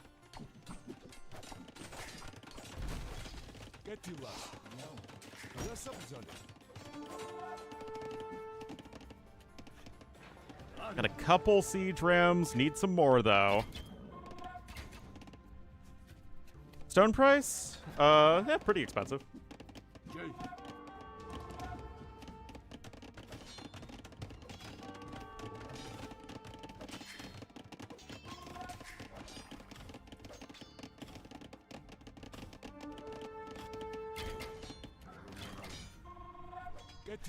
Ram over there. Hussars continuing to try and raid. 30 villagers queued up here for Nikov. 4 for Yo.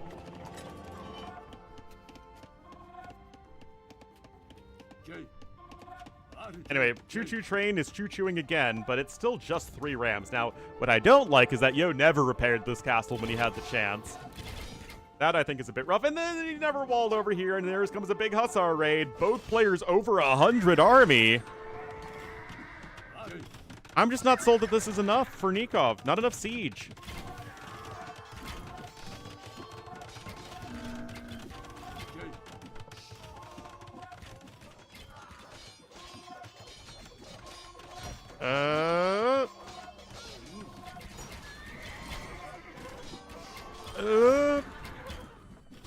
AI play. I mean, there were some AI tournaments in the past. The issue is that no AI has ever been good enough relative to humans without cheating.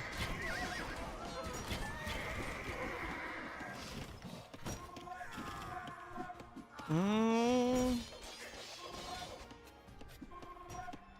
46 vills for Nikov. Yo has a 40 pop lead.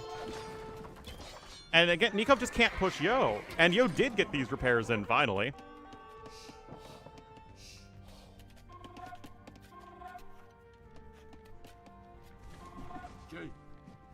How many kills on the Cav Archers? 173 on these 20 Cav Archers. Yeah, not walling that was definitely an issue. Well, it's going for the win, and he just can't quite do that. But the issue is that Yo is so spread out, right?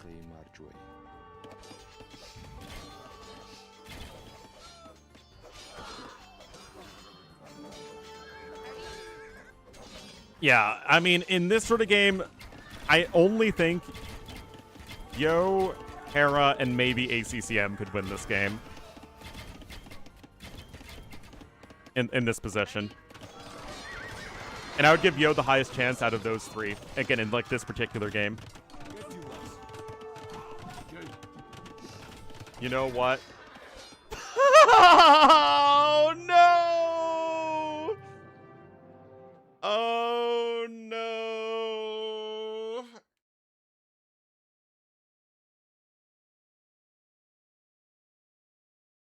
No!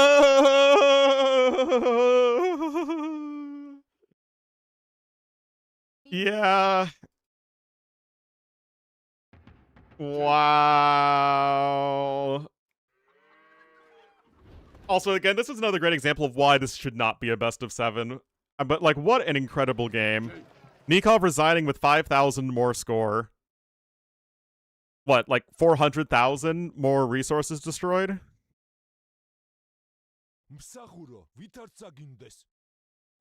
Wow.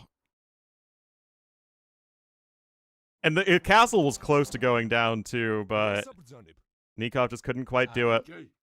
He just kind of ran out of steam, and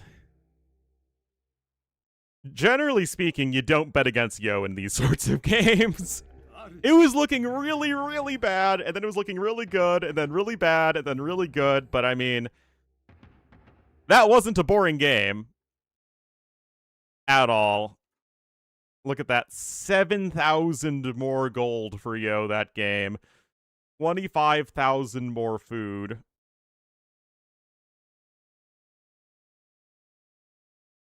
I have no idea how much that impacted it.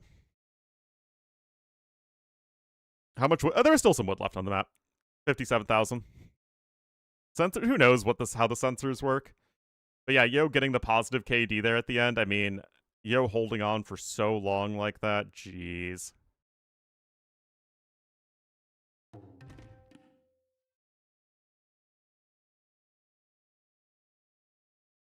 Yo just typed 11 GG, by the way.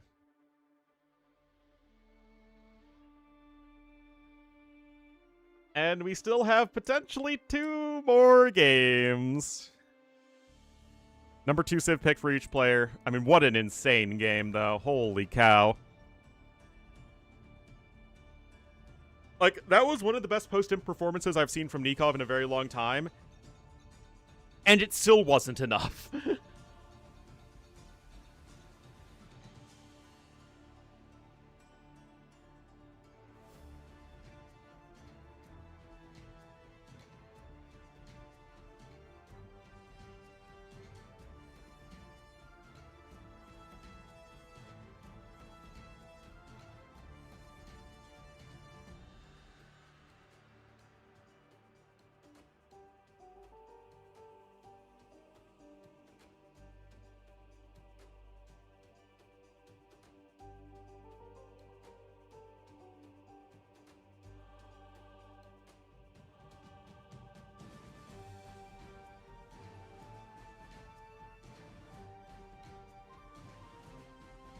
This performance alone, I know.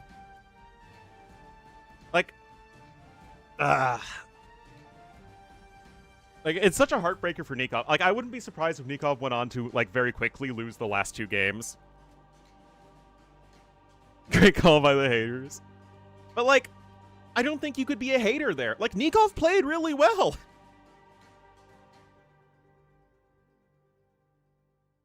Like, that was a good game from Nikov. It's just, like...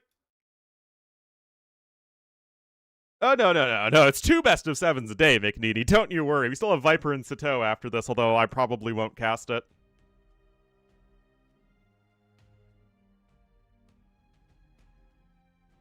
All right, guys. 1:40 and we'll be getting into game number 3. I need to take a quick break. I'll be right back.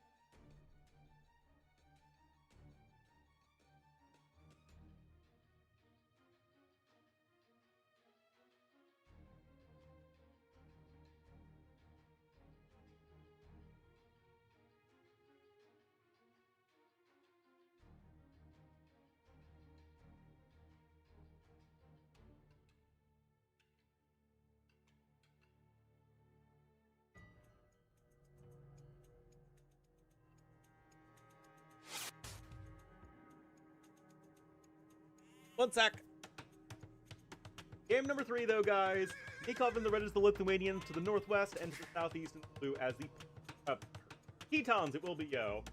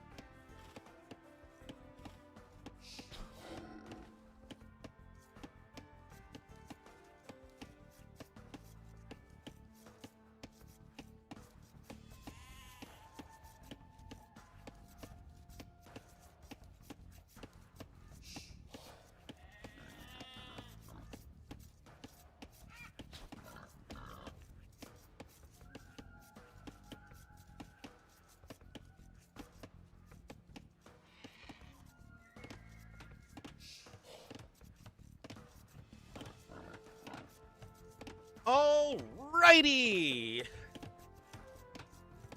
What's up, baby? So, what do you guys think? Number 1 Arabia Civ, in my opinion. The Ketons here to the southeast for Yo. And to the northwest in the red as the Lithuanians. Nikov. Lithuanians are good. Don't get me wrong. There are only 5 relics on this map, though. Lithuanians would obviously much rather have 7 relics on the map.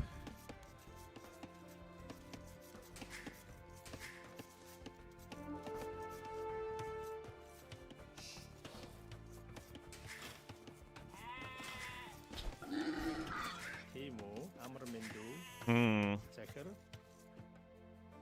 Lithuanians are still a fast civ, and Ketons aren't actually, like, the fastest civ in Dark Age. Like, they're a super good Feudal Age civ, but they're not really, like, a Dark Age to Feudal Age civ. Lithuanians can go up faster, more cleanly, for instance, although both are going up at the same time. Perfect build from both. But in a Scout War, we just have to favor Ketons, right? The kittens. Although if it was Armenians versus Ketons, it would be the kittens versus the ferrets.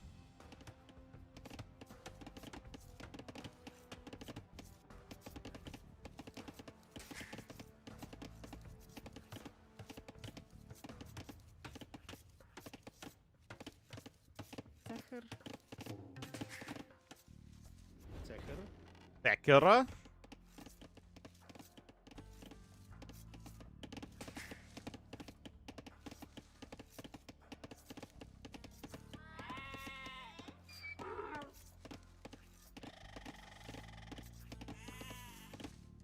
I overfilled my coffee mug. Sveiki.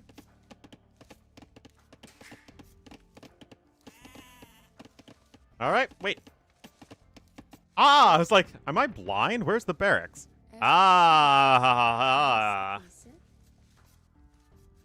All right, it's gonna be one of those games, I see. Archery range on the way.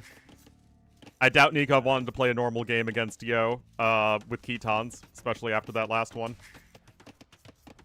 And Yo with an archery range.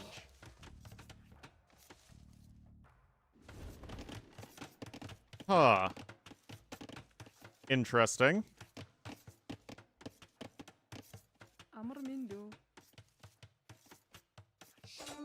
And wait, here we go. Double bit axe on the way for Yo. It's already in here for Nikov, and the forge bushes have been denied. If only Yo wasn't a civ with a very good wood to food efficiency. Alright, so that is going to be fully walled appropriately. Now, Yo could go for the lumber camp over here, and it would actually be relatively safe. If he loses this wood line, which I don't even think he will. Oh, it's absolutely tower time. You don't bring 4 bills over and not tower time it. Yo sees this, right? Yeah, he sees it. Yeah, I don't think you should have any issues here, honestly. Faster training skirms are going to be very helpful.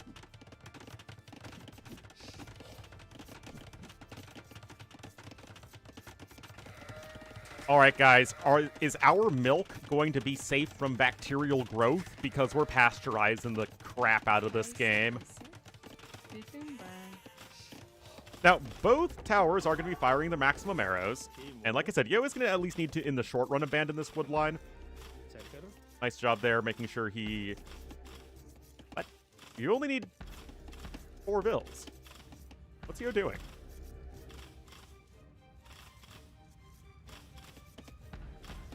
That is a little inefficient. Raw milk? Is that legal in the not lands of America? Because, like, literally, it shouldn't be legal in America.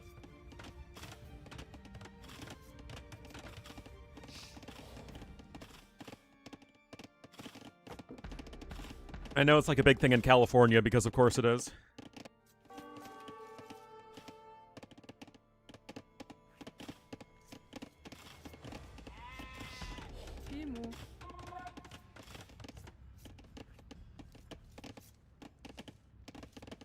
Anyway, when all is said and done, the res collected are basically even.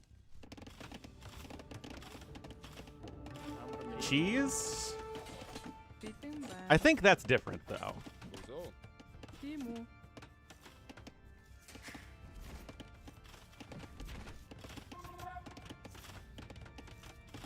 Right, I think there's a lot lower risk of bacterial infection. Kaiser Giese. Nice job there from Yo. Oh, he is housed. And he is accruing a bit of idle time, but yeah, he still wins the tower war. Directly from a farm? Yeah, I mean, that makes sense. Because again, if... I don't think it's an issue if you're literally getting it fresh, right? Like, and drinking it that day.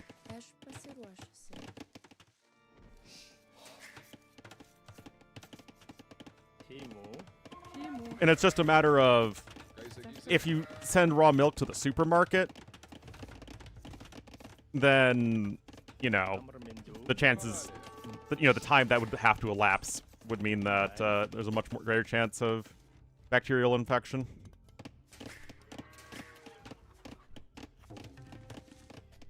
That's to sell raw. I wouldn't trust any company to sell raw milk.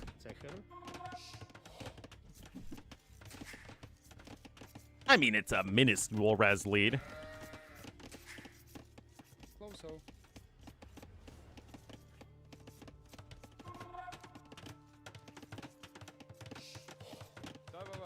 Their house coming in. And Nikov is at least farming. Yo getting town watch, and there comes tower number 2. But the issue is, of course, that Yo's already resecured this wood line, so it's not really, like, that big of a deal. Stable is also on the way. And it's scouting time. Kaiser Giese.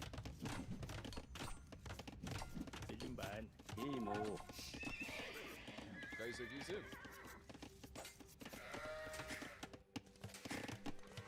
All right, got 11 farms to soon to be 7 pastures, so a bit more on the pastures.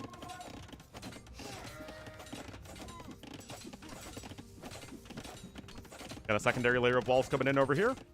Not like Yo has any stone income at the moment.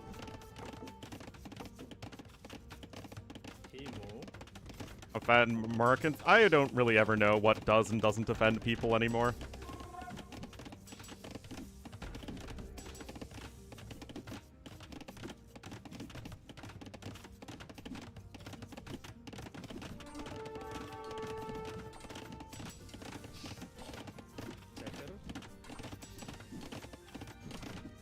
Be offended. Okay, another tower coming in, guys. You do have gold over there to the south, but that still doesn't feel very good. And both stones are forward here for Yo. And if Nikov can sneak the win here with Lithuanians over Tetons, that would be really, really good.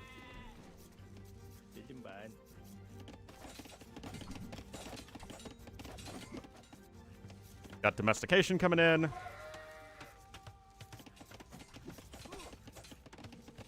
So.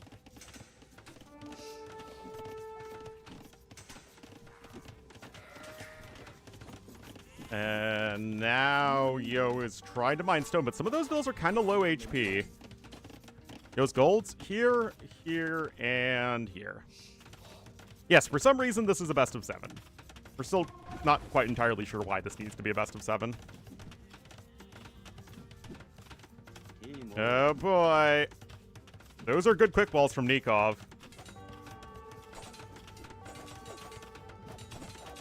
To do this properly? Yeah, I have no idea.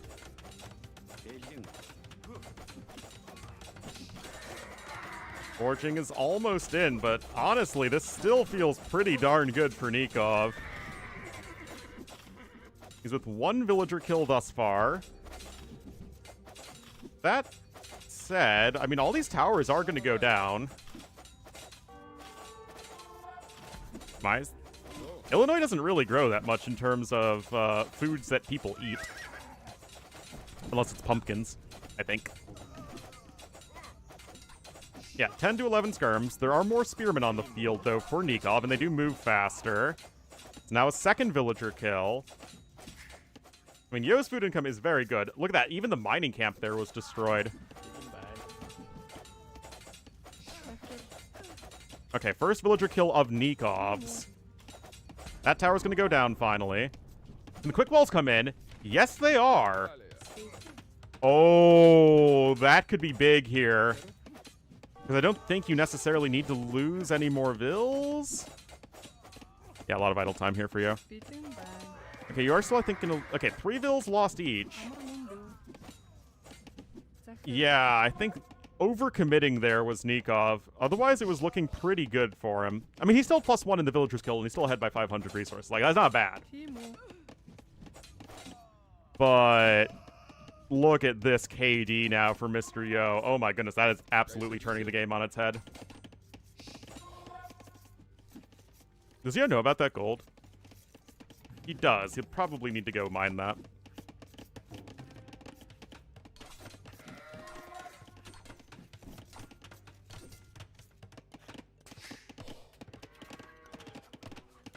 Soon to be 18 farms. +1 defense now coming in on the scouts here for Mr. Yo.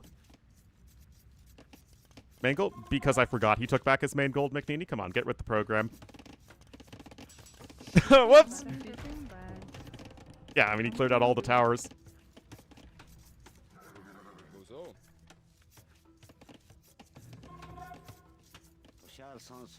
I still have more scouts coming in, and this is a lot of food that's being spent. That said, the Khitan food income is so good. Yeah, this is what I was thinking. Look at this. You're still 800 food collected ahead here as Mr. Yo.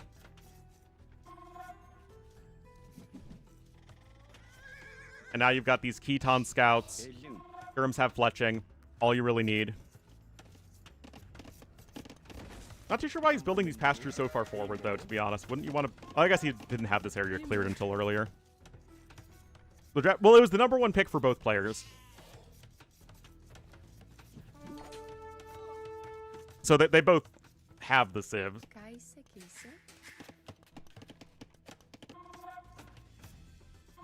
Nikov is grabbing wheelbarrow.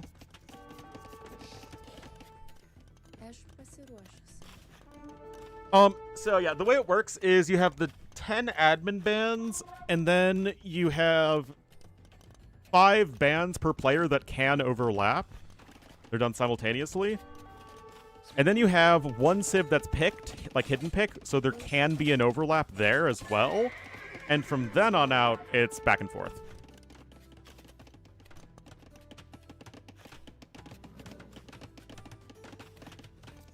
Well, Yo didn't have everything completely cleaned up until around right now, so I think that it makes sense that Yo is going forward right now and not any sooner. Anyway, wheelbarrow now coming in. No horse collar for Nikov. It's a little confusing, but I'd say it's largely worked out so far.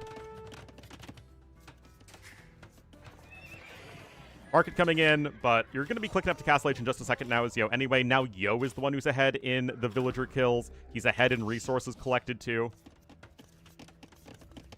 Which is, again, in part, you know, the Khitan eco.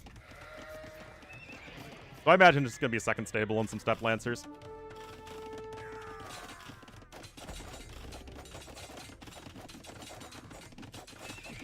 Got a stable coming in now here for Nivok.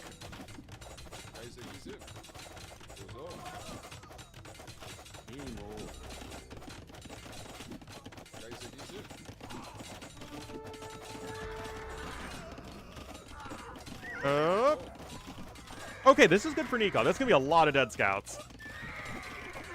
That's a lot of dead scouts. Holy cow. That was a very ill-advised fight for Yo. Oh, jeez. Okay, yeah, Yo just miscalculated that. There's nothing else you can say.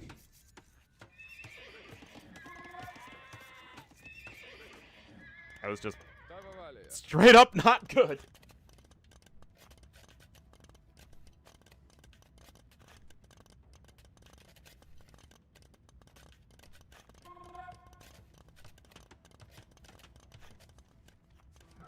All right. Wait, quadruple stable? Oh, jeez.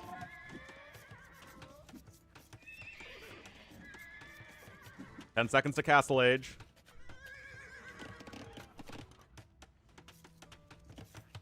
Still, it's the food eco for Yo that's so much better.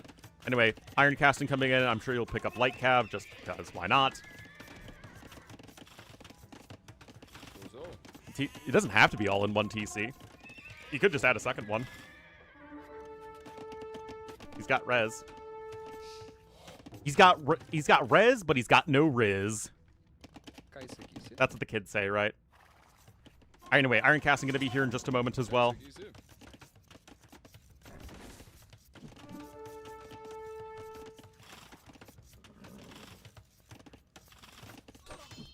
Anyway, should be an easy cleanup here.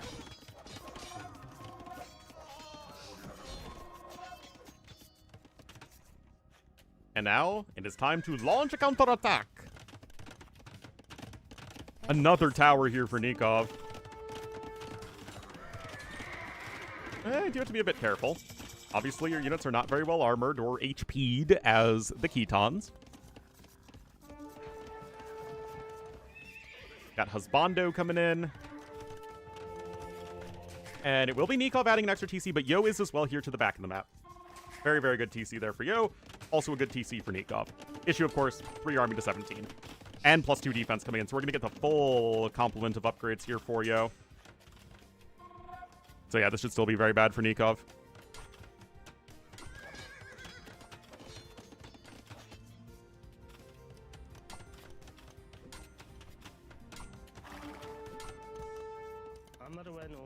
I'm gonna win though. Yo picking up relics. Obviously, you want to deny that against Lithuanians as much as possible, so I'd love to see Yo prioritizing that. Bowsaw coming in for Lithuanians.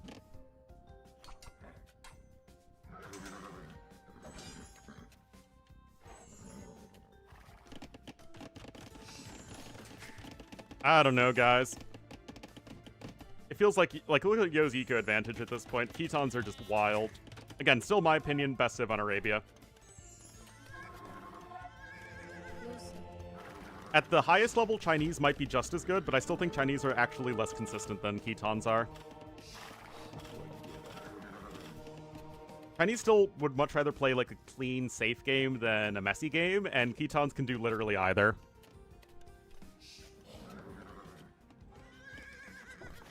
Although Chinese are still probably the best, like, clean, safe, defensive, passive game civ in the game.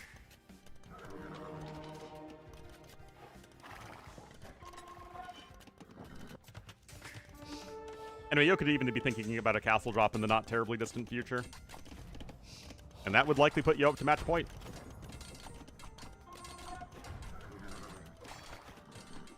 Oops, I win. Yep.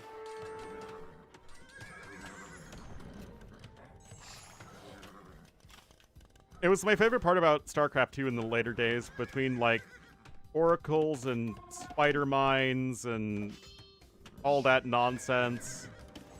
So many, oops, I win moments. Anyway, Yo's just playing safe here. Doesn't need to just literally patrol in for the win. Sveiki? Yeah, the idea that, oh yeah, we should give other civs pastures when pastures are currently not in a very good state at all. It feels bizarre. Anyway, GG called. 9% more efficient to Nico for Yo, and it's just, you cannot keep up with the pastures around, what, almost 3,000 more food collected.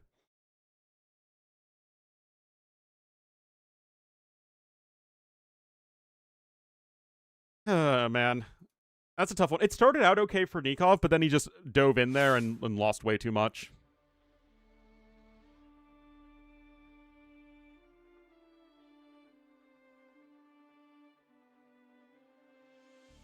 Well, Nikov has his back against the wall, so let's see what he plans on doing here.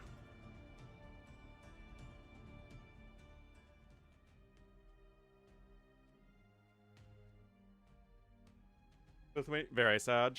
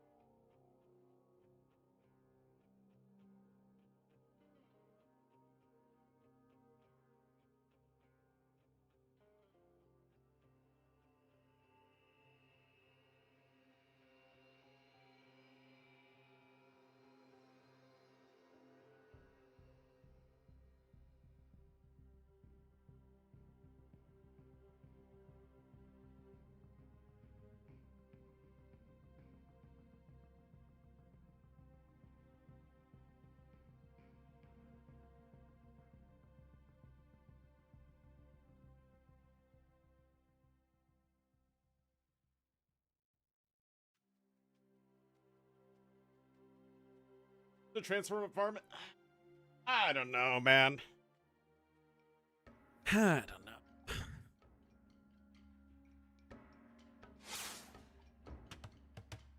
All right, game number 4. One game away from the quarterfinals. It will be Yo in the blue as the Vietnamese to the north of the map, and to the south in the red as the Uwu. 准备就绪。什么？ We will have Nikov. So, tournament life on the line and all that. What is Nikov's plan?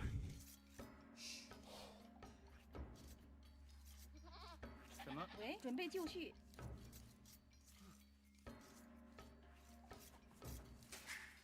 The third best Arabia player of all time? Who's 1 and 2? Viper and Doubt?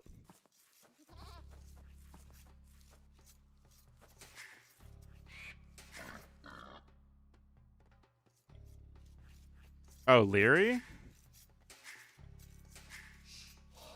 I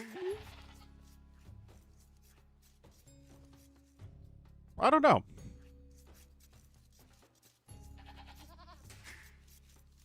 I mean, if I had to... Like, the thing is, Hera just hasn't had the time yet, right? So, like, it feels like that's the obvious answer. But in terms of, like, success in Arabia-based tournaments over the years, I feel like it's not Yo. 喂， It's either Hera or MBL. I'd have to look at exactly when Hera started winning stuff. And how much Arabia, like, specific tournaments and all that were going on at the time. I also think you have to put Vinchester up there, though, as well. Vinchester's had a lot of success for a very long time on Arabia-specific settings.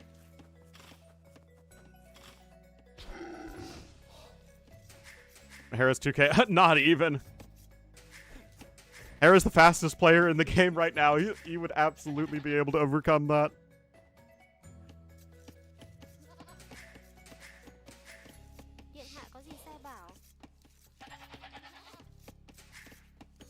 Anyway, Vietnamese versus Wu. Overall, Vietnamese, in my opinion, are just a better civ by a pretty significant margin. Remember that the Chien swordsman just got a big nerf. 3 semifinals, but no wins runner-up.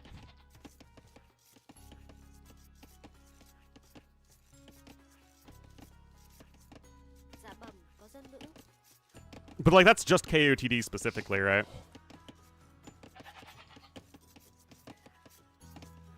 Fastest? I don't know anyone else who would be actually faster.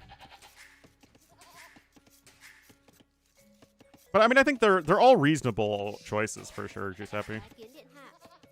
Anyway, 9 goats. 9 goats were gifted to the race of Yo, who above all else desired mutton.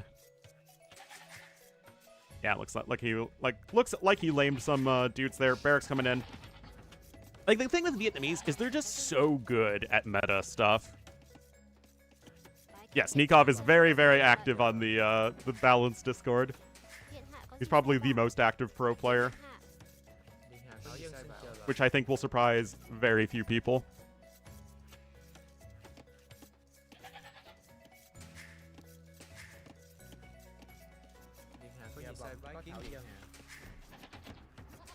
Well, I mean, it's not... I mean, Hera always had talent. Like, I remember when Hera was, like, what, 16, 17?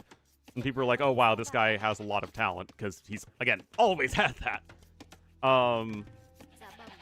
Hera just never grinded the ladder and just improving his own gameplay until DE came out. So it's just kind of a moot point.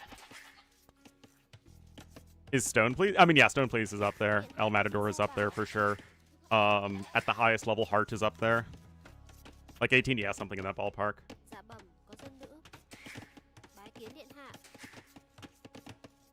Is this a historical matchup? No. The Wu didn't fight anyone other than the other Chinese factions.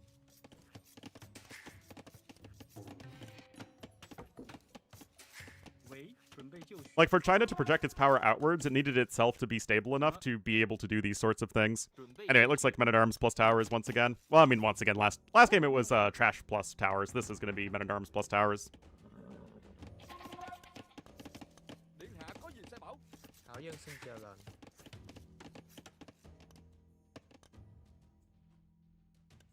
Vietnamese?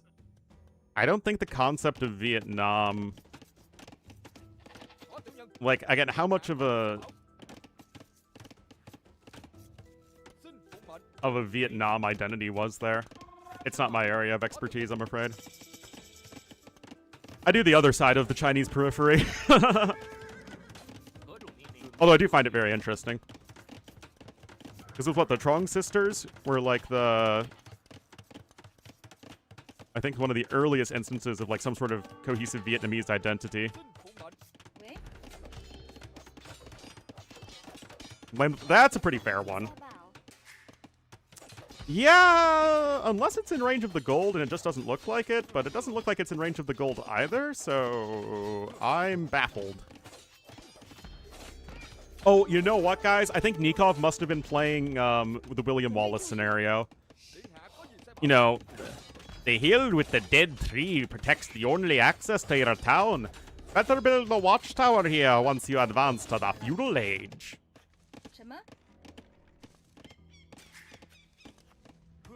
Anyway, obviously scrappy game already. Looks like a tower is coming in here for Yo, but honestly, that house is going down. Way too much damage, I think. Oh my god, it is enough repairing. Oh my goodness, that's so close, although it's already taken 2,300 damage. Wow.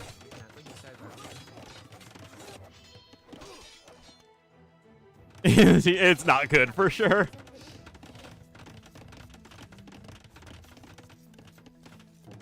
Yeah, that's crazy. Almost 3,000 damage taken on that house.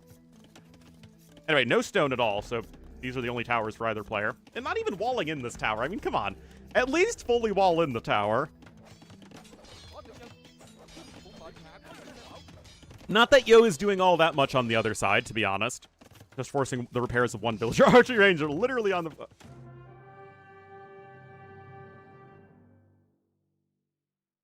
Yeah, remember when I said that when Nikov lost that game, he'd lose the other two very quickly?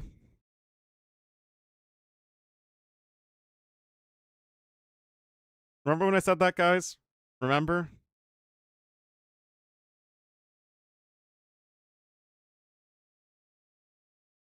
Uh-huh.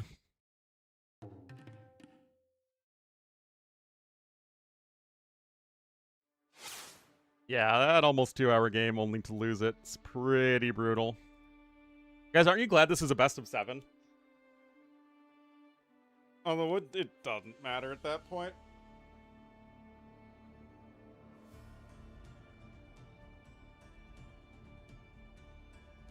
Yo, to make it quick.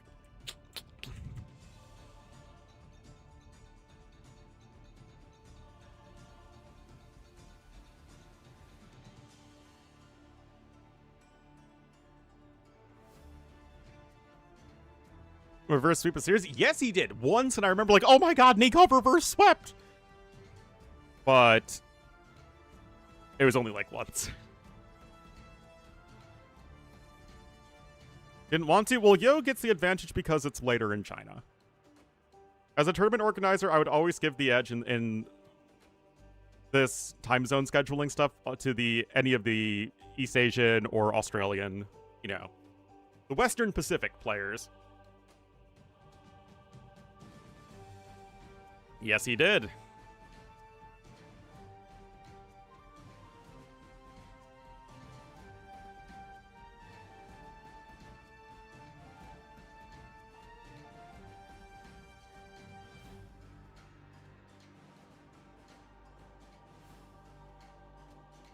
So, Yover, I wouldn't... Yeah, but it was like an hour and 40-minute game, and so chances are Yo wins, though. You know what I mean?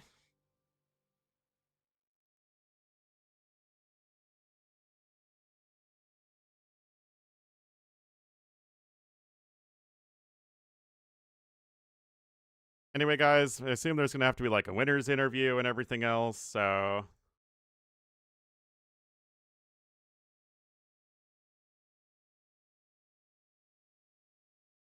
Yeah.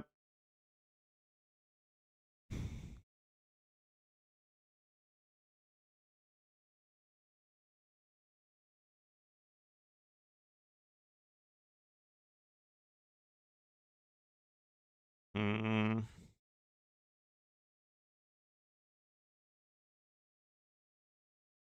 I don't know, guys.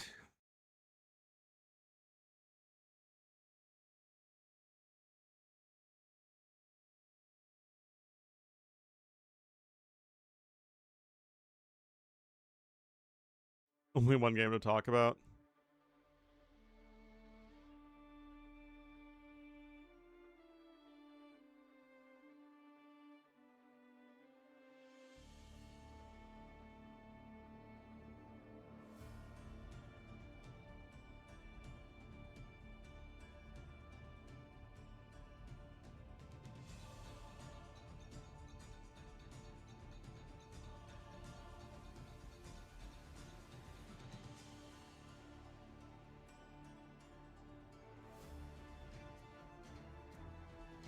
But AoE2's biggest tilters. I just don't know if I feel like casting the other set.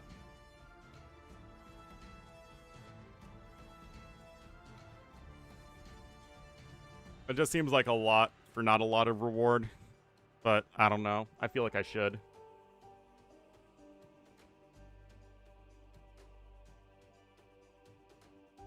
It's a struggle, guys.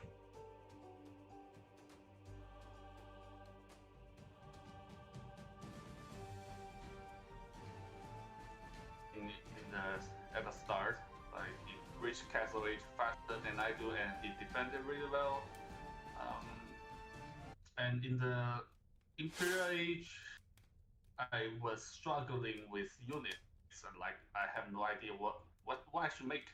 So I don't know if Cavalry Archer and Scouts are idea. I don't They think are. so.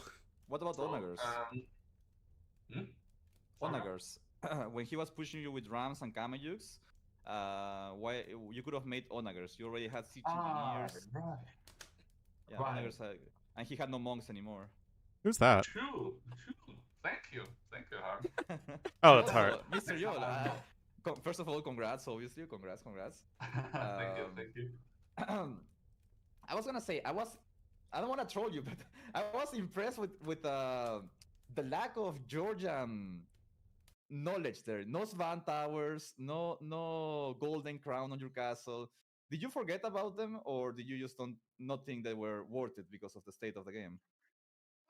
No, I don't think making tower was worth it, but maybe I should do that. I mean, when I What lost about the my first upgrade? castle. The upgrade that gives you minus 20% pop space taken by mounted units. So your CA and your Hussar would take less pop. Yeah. I forgot about it. I see. Yeah, we're saying like when you had so much rest, you had like 3,000 gold fully popped. Yeah, But like that upgrade would be amazing. I was wondering where should I spend my gold with. Yes. Onagers, man. Onagers and upgrades, and you would have been so well off. Yeah. I actually totally agree with Hart there. Totally agree with Hart.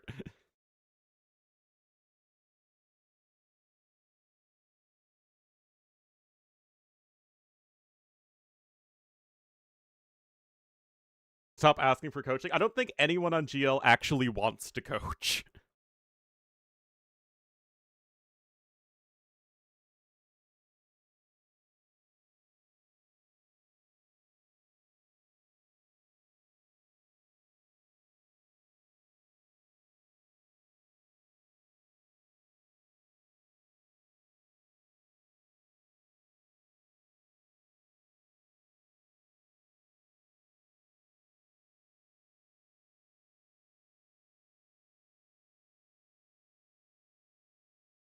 Oh boy.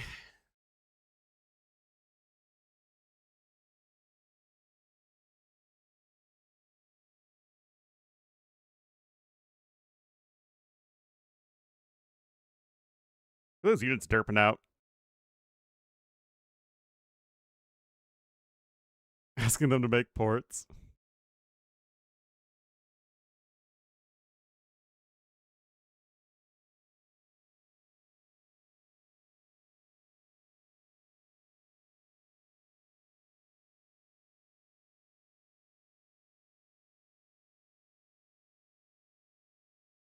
Someone still bought it.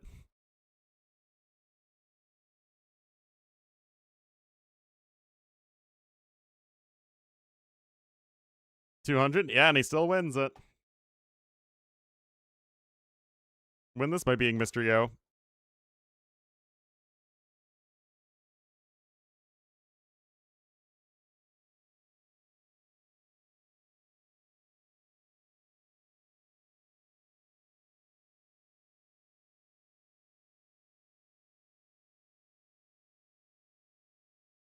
Hmm.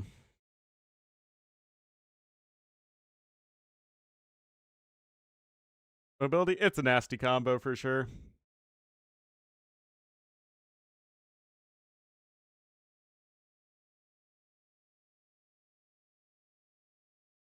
Onto the console? Isn't that kind of what it is?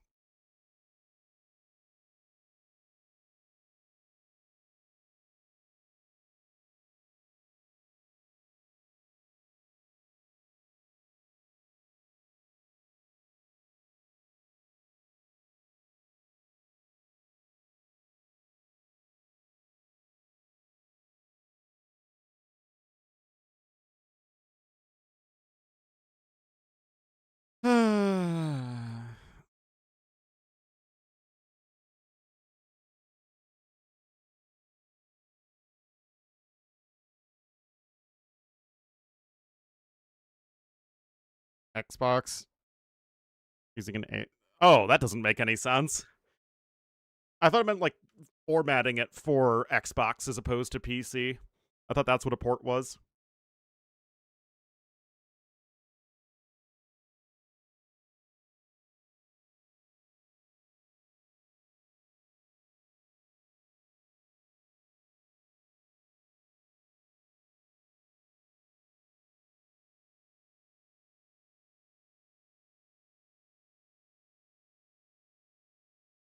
That much, yeah.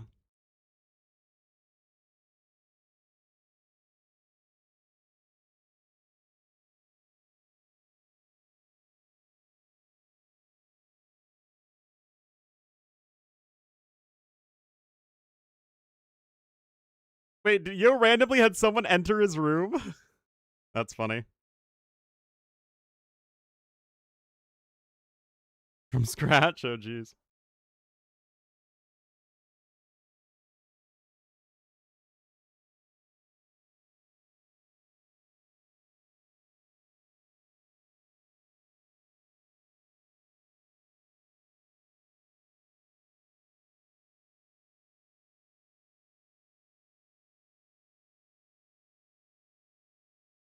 Yeah, I thought he was up already because I saw the stable and turned out he was way too slower than me. Yeah. And then just Kitans in Castle Age, when Lithuanians are on ice, like you dominate, right? No issue. Very true. simple from there. Yeah, Kitans being Kitans. Yeah, and well, the last game, I guess, was a bit of a disaster for him. I think you lane him to sheep, make his economy weak. Oh, boy.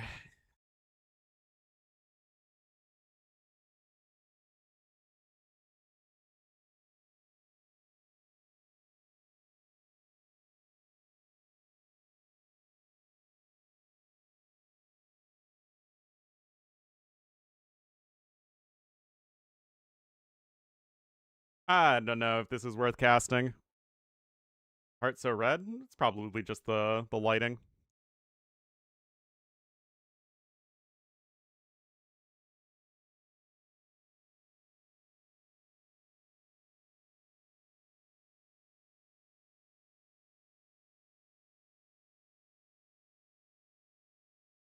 I love Viper. I do like Viper.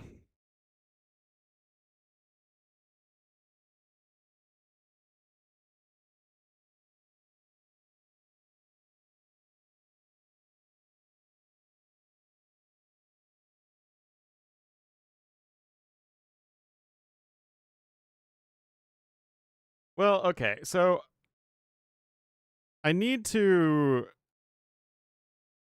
leave around 2:30 my time, so in 2 hours.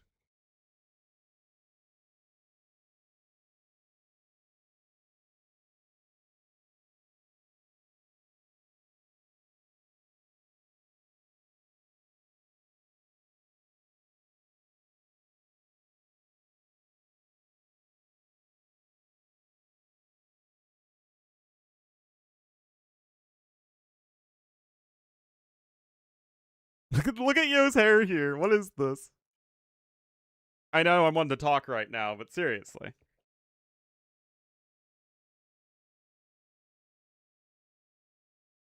Yeah, I mean, I need to take Dash out and stuff like that before I leave.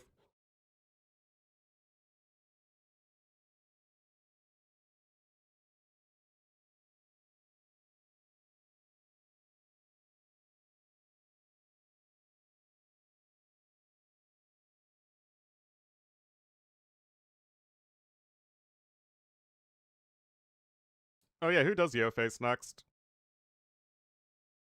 It would be a ACCM or MBL. Interesting.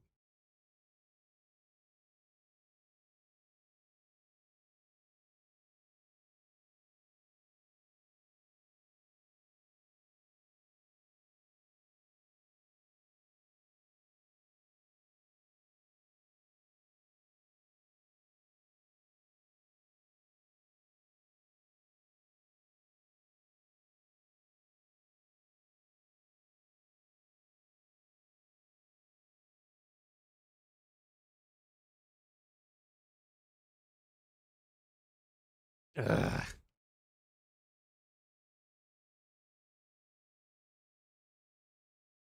It's like, if I'm not casting this, what am I even doing?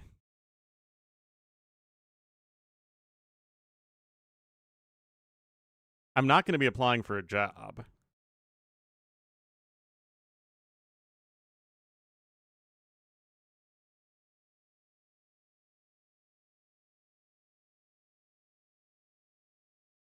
They're not. Yeah, maybe.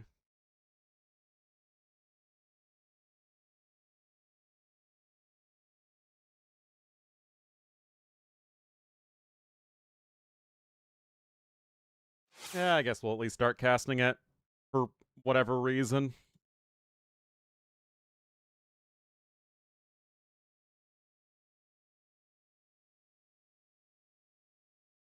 I'm pretty dumb.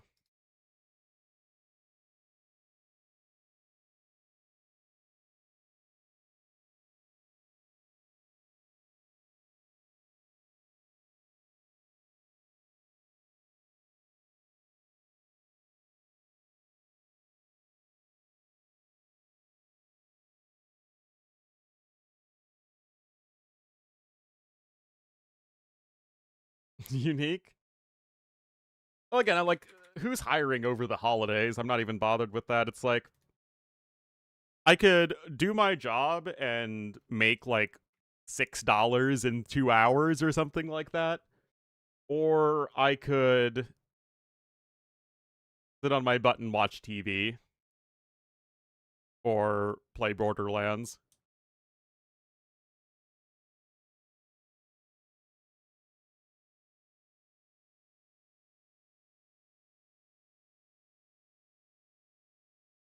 I don't know which would make me feel better about myself.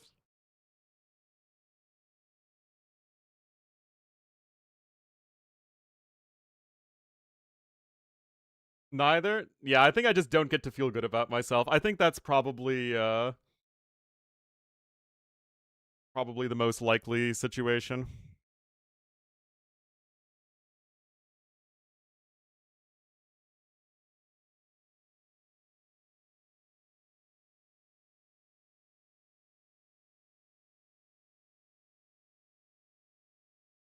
All right, do I at least have a draft?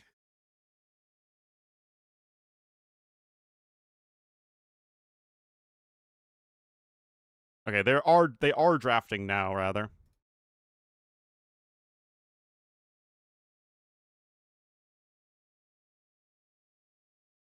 Yeah, we'll at least start the set.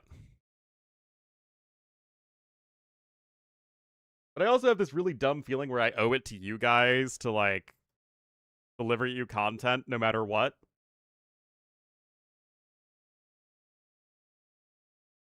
So it's also a matter of me feeling guilty about not being the best caster I could be for you guys, so... It's an ethical roller coaster.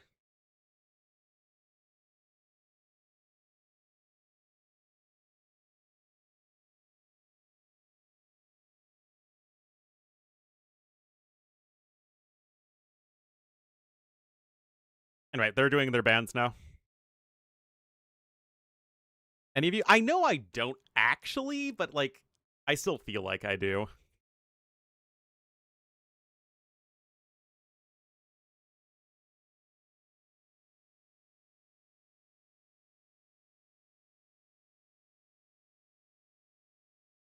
We'll at least keep streaming a little while longer. Survivor's guilt. What did I survive? Also, what are these bands? Bulgarians, Armenians, Malians? Woo? I mean, Shu I kinda get. Burgundian band, though? What? For Keaton's admin band? Yeah. So we're Mayans, so we're Mongols, Incas, Japanese. There you go. Yep.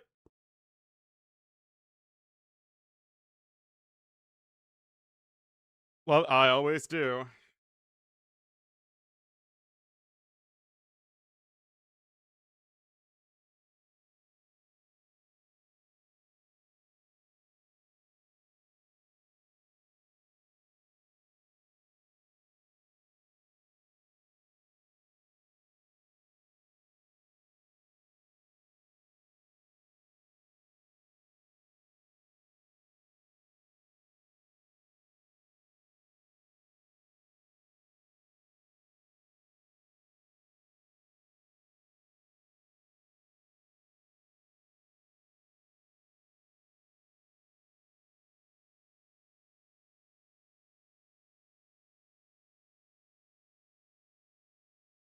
Oh, the music's gone. I was wondering, like, what the heck is happening? Why is there so much silence? I need some sort of white noise in the background.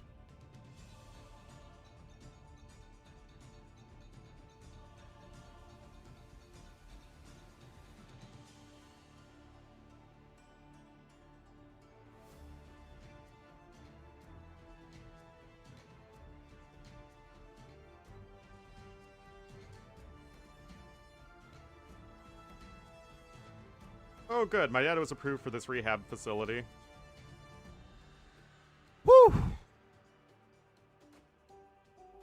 So hopefully we'll get my dad out of the hospital in the next couple days, maybe, and then he'll have to stay at a rehab facility for a couple weeks, and maybe we can get him home by Christmas.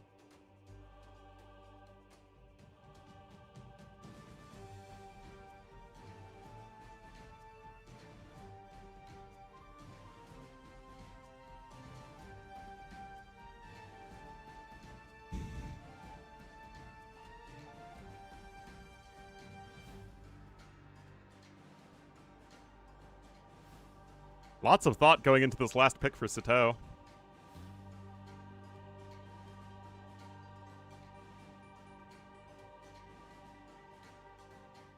Yeah, we can't, I think, easily see what... Okay, Celts and Dravidians. Viper just immediately slams Dravidians.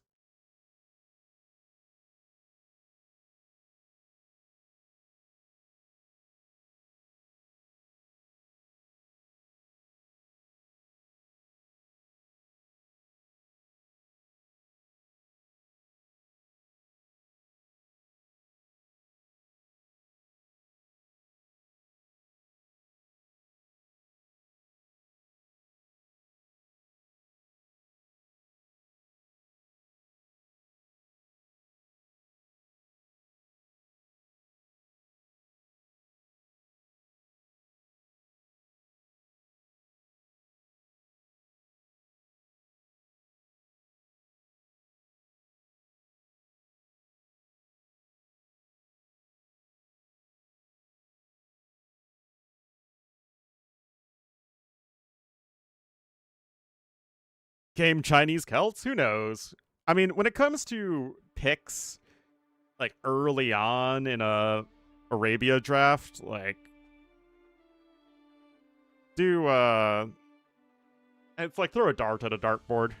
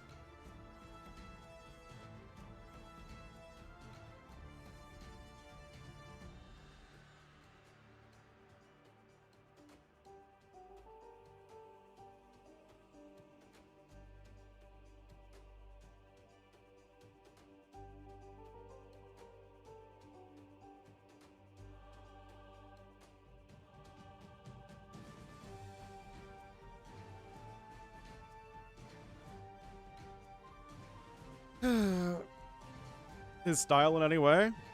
I mean, you're getting pretty deep down the Civ pool at this point, so I mean, it still might be like a niche pick in some certain situation.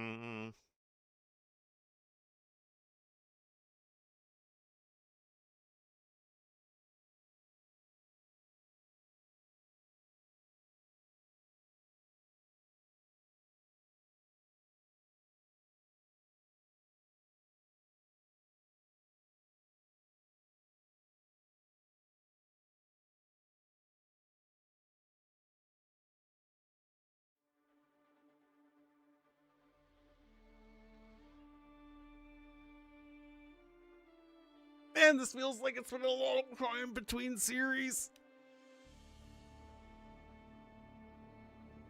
I don't know, guys. Sitaux clearly put a lot of thought into Celts.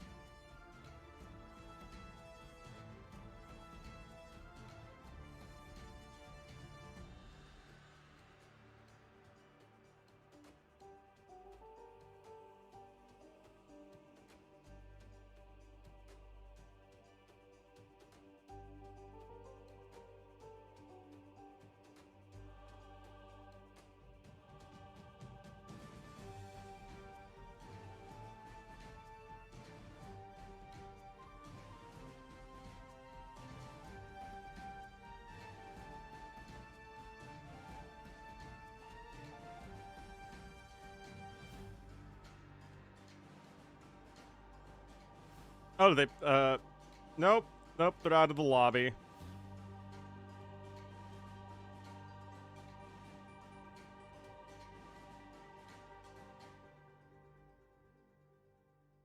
Yes.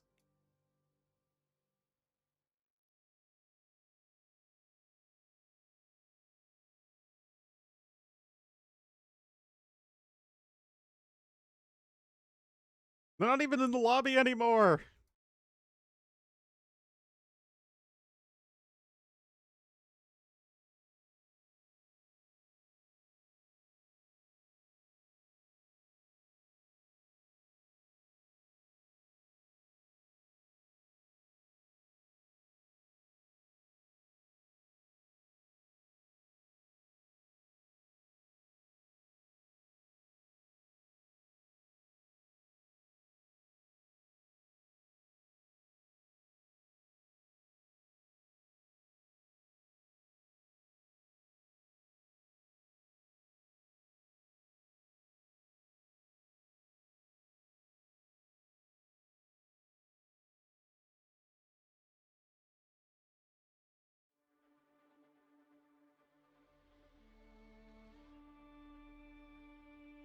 Back in the lobby.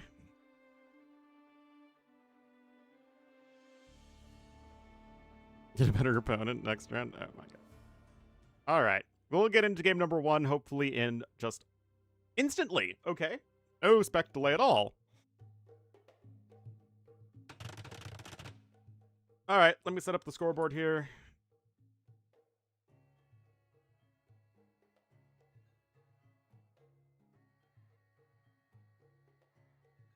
Or, yeah, that's only very fast turnabout.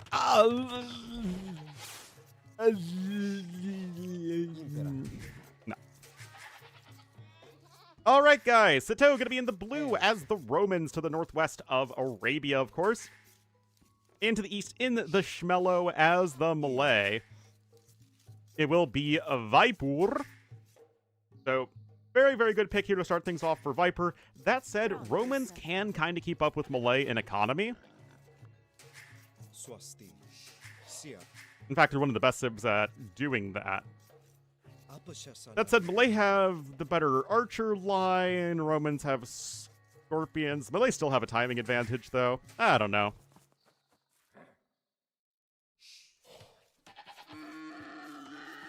Romans just don't do the archery range very well, and that just feels so important in the current metagame. Now, it's not that Malay are great because they don't have good cav archers, but at the very least, you do have fully upgraded archers and skirmishers, and that just feels so huge. Also, I generally like Malay, even though I think they're overtuned, whereas Romans are smelly and icky, and I don't like them. So, yeah.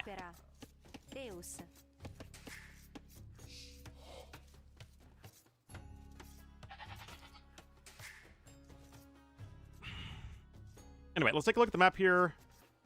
I mean, technically, this is a back gold, I think, but it's going to be very difficult to get gold you can protect. So that's really, really ugly and out in the front. Same with that one. This one isn't great either. Why on earth are we pausing? Why is it so hard to freaking play a game of AoE 2?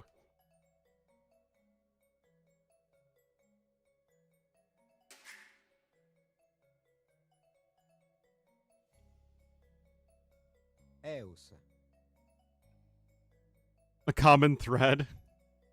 And what is that? Save it. It's like my least favorite civ bonus. It's so boring. It's so brain dead.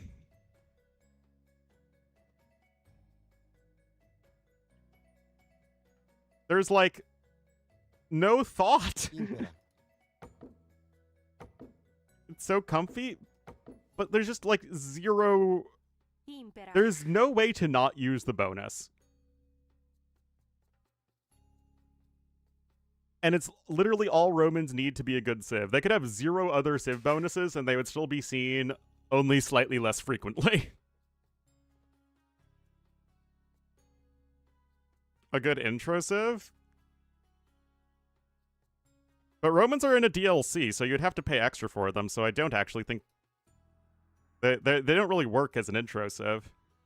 I mean, like, if you buy the, you know, every edition of the game, then yeah, sure, like, they're a good intro civ, but... Wheel Brown Handcart? Almost. But, and this is important. What the heck? The thing with Wheelbarrow and Handcart, one, it doesn't impact the Dark Age, so you still have to think about how you can potentially get up to the Feudal Age or Castle Age so you can actually utilize that bonus. Two, it's a mostly a farming bonus. So if you're not so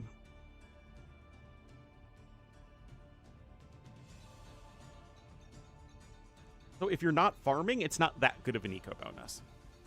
Also, it's still a bit of a timing-based bonus because it provides you no real long-term value. Although, of course, it's like one of the best timing bonuses in the game, but you get what I mean? Like, there are still conditions to the Vikings bonus.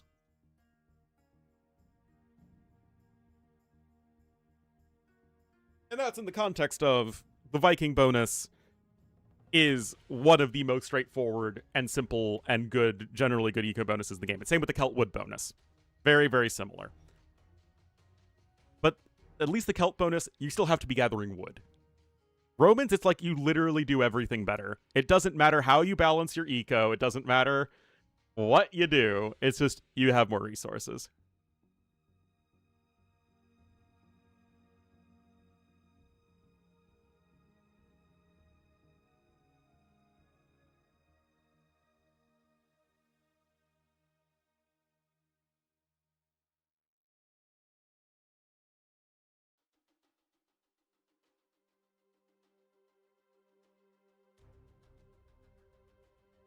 And it's also like throughout the entire game, right? Romans have a better eco from start to finish, no matter how long the game is. Or even like the Celt bonus really drops off in late game because it's only 5% more than a Civ with 2-man saw.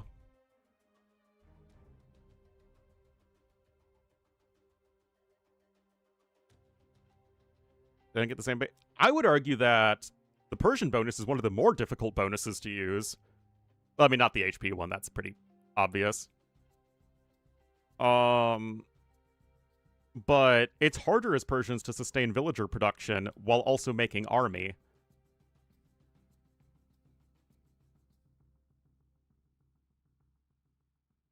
Heck, I'm not arguing against free tax. I think that again, it creates these timings, right? Now the Hindustani bonus as well. It is almost always good, but it doesn't really help you gather more resources faster. You just have saved resources. So it's not like the best booming bonus. So I still think that there's more nuance to literally all of those bonuses than the Romans bonus. Salve. Anyway, Sitaux could be here in the blue as the Romans now to the northwest, and Viper in the yellow as the Malay to the south. Gold is definitely still out in the open here for Viper, but he does like a lot of wood lines here in the back, so he can kind of like expand in this direction a bit more easily. That said, the golds are very ugly. They're the opposite of me. You know, while over here, gold a little bit far forward, but at least it's pretty close to the TC and a wood line, and wood forage bushes are in the back. I mean, it's an okay map. Still quite open at the front. Stones are forward, but whether or not your stones are forward or not just doesn't really seem to matter that much anymore, whereas it mattered a ton back in before DE. Competent and on time? What do you mean?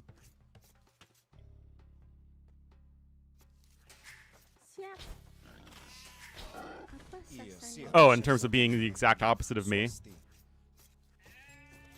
Yeah.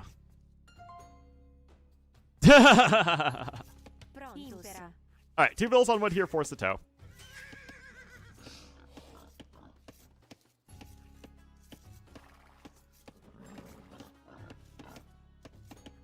Is there anything about the Romans I do like? Scorpion reduced minimum range is a good team bonus, especially for a Civ that's good at Scorpions.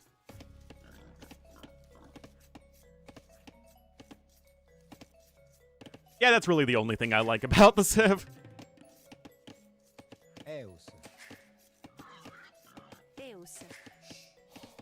Wait, what's up with that mouflon? Oh yeah, the Roman theme. Oh yeah, Romans literally have one of the best themes in the game. Yeah, the Scorp bonus is fine, especially in the context of a Civ having a very bad archery range.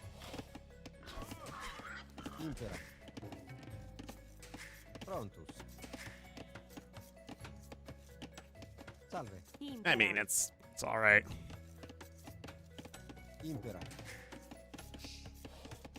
Oh, you mean the Legionary?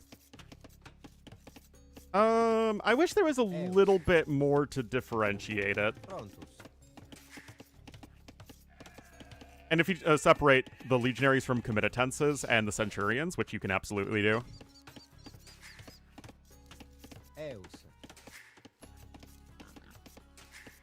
Like, I think it would be maybe interesting, maybe, like, you give it 1 more armor and 2 less attack. So it, like,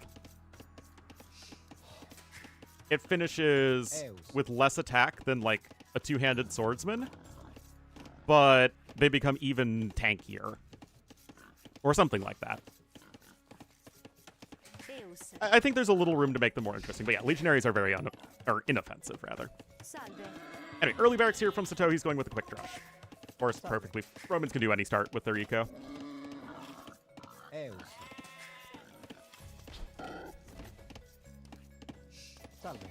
make it a sergeant. Sergeants have a lot of melee armor and not a lot of pierce armor. But yeah, I guess it would still be kind of similar to a sergeant. It's tough to actually balance units properly these days. Or like, there's so many different units in the game, it's hard to make them distinct for sure. Yes, Toast Wildlife has absolutely been trolling him. That said, it is the build. The build.jpg. I think it's going to be, 2 militia, rush, into, 20, 21, maybe 22 villagers uptime, into 2 more militia, into men-at-arms. Salve.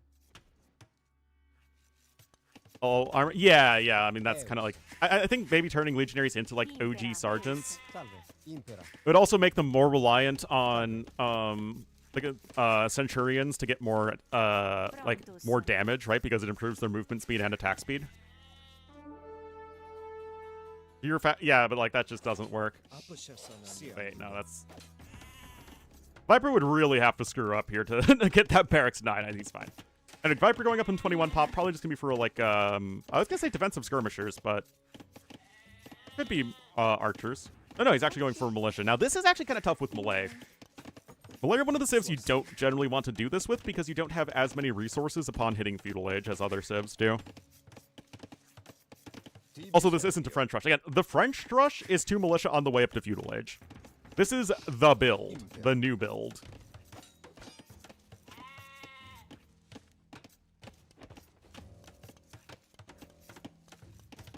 Like, the French rush still has you go up at, like, 19, 20 pop. Anyway, good quick wells there for Viper. And, yeah, double Bidax on the way for him. And he's going to have a 3rd militia coming forward.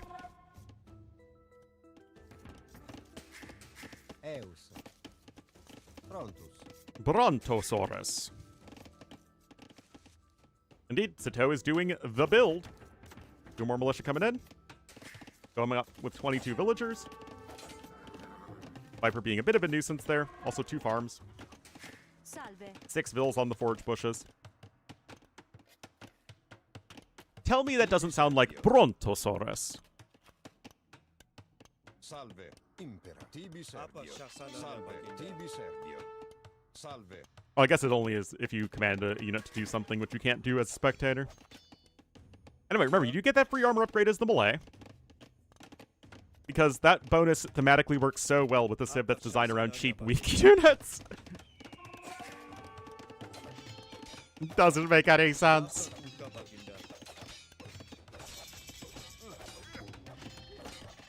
I mean, if you can't hear the similarity between Brontosaurus and Prontoservice, I mean, I don't even know what to tell you. Anyway, DBA and the men-at-arms are both on the way for Sitaux, and he has 5 of them, so it's even more men-at-arms than usual. Range coming in now here for Viper, though. He also has a couple farms. He's gathering away from his forage bushes. No.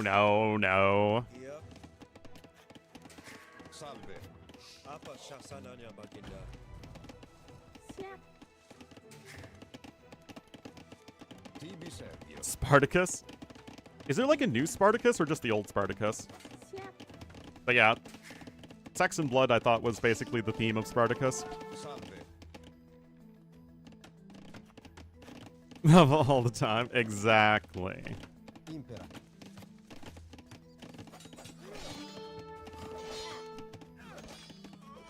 Says us. No, that's the Georgians, right? Zeas.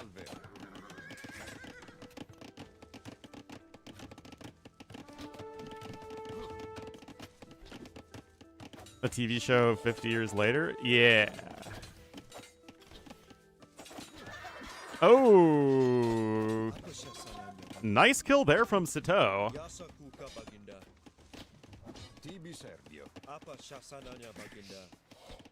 Apa Shasanyana Baniga. Ooh, meanwhile, on the other side, Viper seemingly losing some units. Yeah, he's lost all of his infantry. Sitau's lost only a couple. Brick lasagna? Yeah, I think that's all the Slavic-based civs.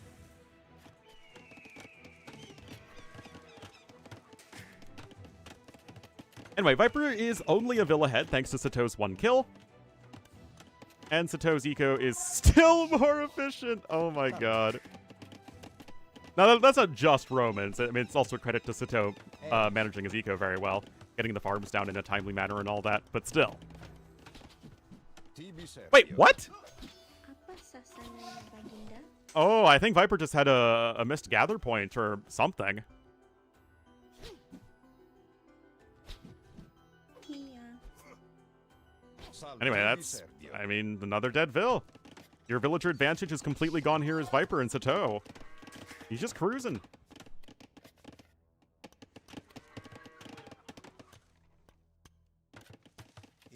Yep. More skirms, more archers on the way, but you still have these men-at-arms to help out in a pinch. At the very least, they tank the skirmisher fire a bit better.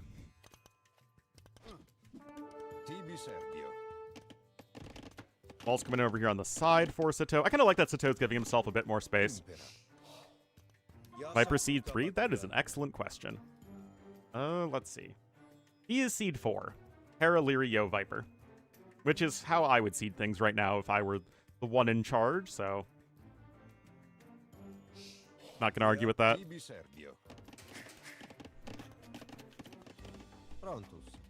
Anyway, Sitaux did the thing where he clicked outside of his base to see where the wood line ends, but then he forgot to actually, you know, double check on the villager. He'll figure it out.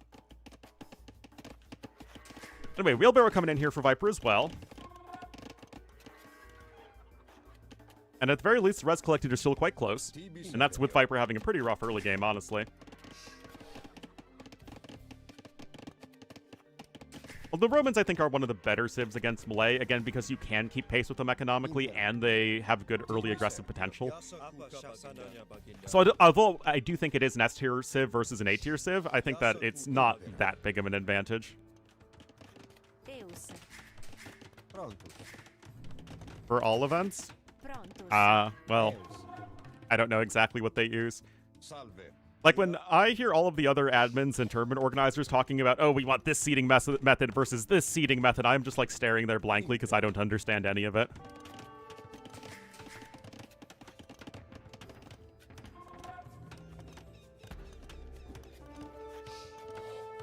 Anyway, there is a tower coming in. But Viper's obviously got plenty of units here to defend. That's not going to do anything. But yeah, I mean, Viper at least is sort of keeping pace with his opponent's economy, and with the power of the melee uptime, it still should be fine for him.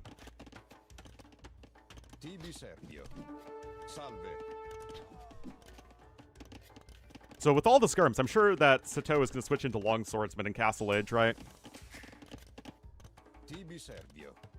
Oh, Viper going to go on to Stone. Yeah, Viper's still going to be, you know, 50 seconds faster or so.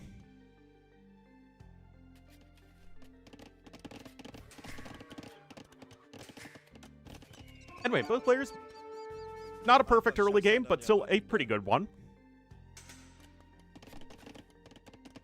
Stone mining coming in here as well, and that's going to be 3 Vils on Stone plus the Stone mining upgrade. Now he's getting Wheelbarrow. Hello, September. Gale Barding Armor on the way. There is the obvious stable flop down for Sitaux. Yeah, Viper getting all the eco upgrades, actually. I would like in Castle Age to see Viper secure another wood line. Of course, it sucks for him here that no TC can be placed right there. Could go, I guess, for a TC here at the front, but that still feels kind of ugly. I don't hate the idea, though, of Viper... Viper's scouting is still not very good on this southern corner of the map. Anyway, he can afford Elite Skirmisher and Bodkin, no problem, if he actually chooses to research Elite Skirmisher, which he's not choosing to do right now, interestingly. He's also going for a knight instead of an elephant, which, I mean, sure. But yeah, interesting. Viper just going to skip E-Skirm, and a lot of people these days aren't doing that, so I really find that decision interesting.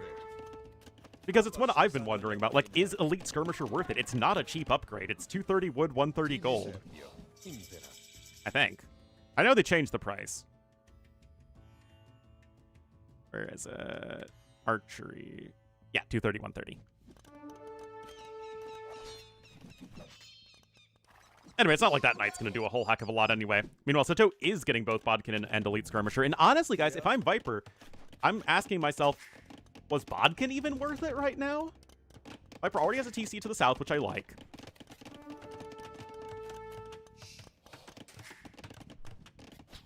Oh, one random archer over here being a bit annoying. Still defended well, though, for Sitaux. Yeah, who's getting his own second TC, but Viper with a defensive siege workshop here. I mean, I would guess it would make more sense to go elephants than knights, because you're kind of in the situation where you have very few units. Oh, Viper canceled Bodkin as well. I like it. I like it a lot. He queued it up, and I just didn't notice he canceled it. Again, it's something that I'm really curious if players should do more often, because it's so expensive in early Castle Age, and it's not like you're always going for those units in mid-game, right? Which Viper is clearly not doing.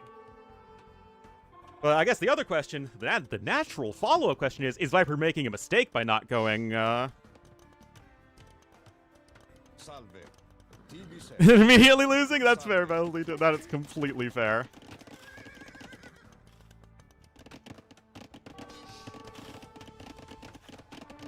Like, the meta is so much more aggressive than when this used to pay off?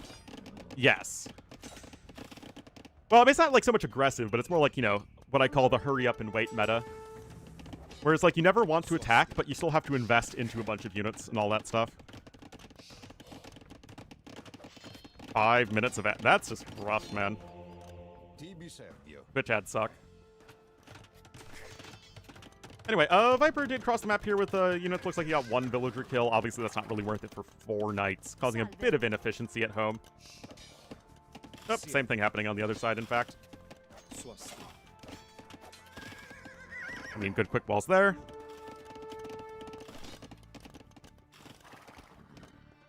And yeah, I mean, look at this here from Sitaux. He spent a lot of resources on skirmisher upgrades that he's not doing anything with right now. So I kind of like that. I mean, could you call it greed? Is it greedy to not invest into something you don't need to invest into? Anyway, Viper is going to get cleaned up eventually, no matter how good his micro is. And he needs to do something here. I mean, getting a monk is good, but yeah, okay. It's either a third TC or something else. Salve.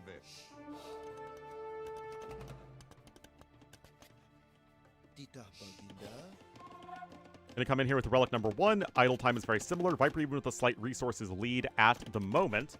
Also, again, having wheelbarrow is a really big help for him. Like that he was able to pick that one up before click up. And he's actually going to 4 TCs. Okay. Now, he does need to be careful. And that TC could be getting denied in the short run. Oh, Mangonel completely losing the thread of where his opponent's army is. Awkward. I mean, the TC's not going to get, like, deleted or forced to be deleted, but still. That is unimpressive from Viper at best. Oh my goodness, guys. I mean, I was saying that the skirmishers weren't doing anything, and if the Mangonel was in a good position, then they wouldn't. But when you go for a very thin defense like this, your army positioning needs to be perfect, and it simply wasn't for Viper. So now that's going to need to be canceled. It's destroyed. It's not even canceled. Oh, no. Yes, the 4th TC was absolute greed, by the way.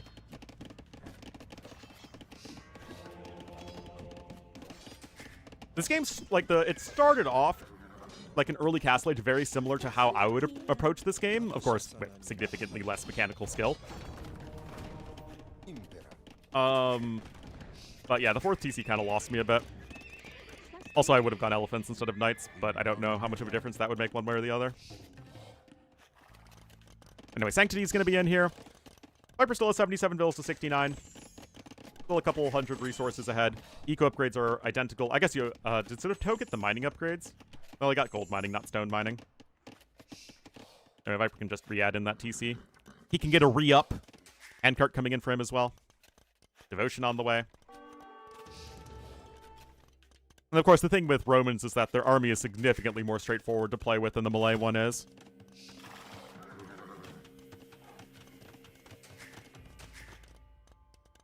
Good relic control? Yeah, I mean, it's Viper, right?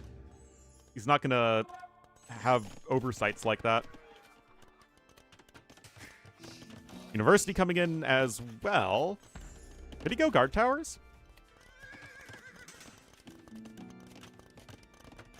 I don't know if that'd be good, but it could be something to consider. I still like this game, though. There's a lot of thought and decision-making involved, which I like, of course. Neither player has an overwhelming lead, although I like Sitau's position a little bit more, because he still has the army. He's still coming in with the mangonel here. He's also grabbing handcart, which I like. But yeah, I think you're right. Viper might actually want Imp. Castle coming up here at the front. But the Imp into what?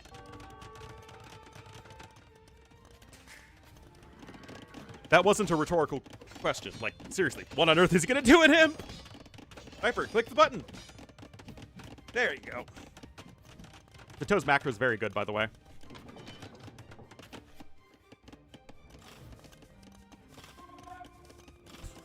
Ballistics? But he doesn't have any archer upgrades. Like, no Castle Age archer upgrades at all. Next game? I don't know. Again, I am not at all convinced on the phosphoring type builds from a player that is on paper the favorite. Anyway, Sitau's going to click up as well, but obviously it still end up being much slower. Res collected are back in favor of our blue player, and Sitau's going to end up with 4 relics to Viper's 3. Because, again, this is a map with 7 relics for some reason.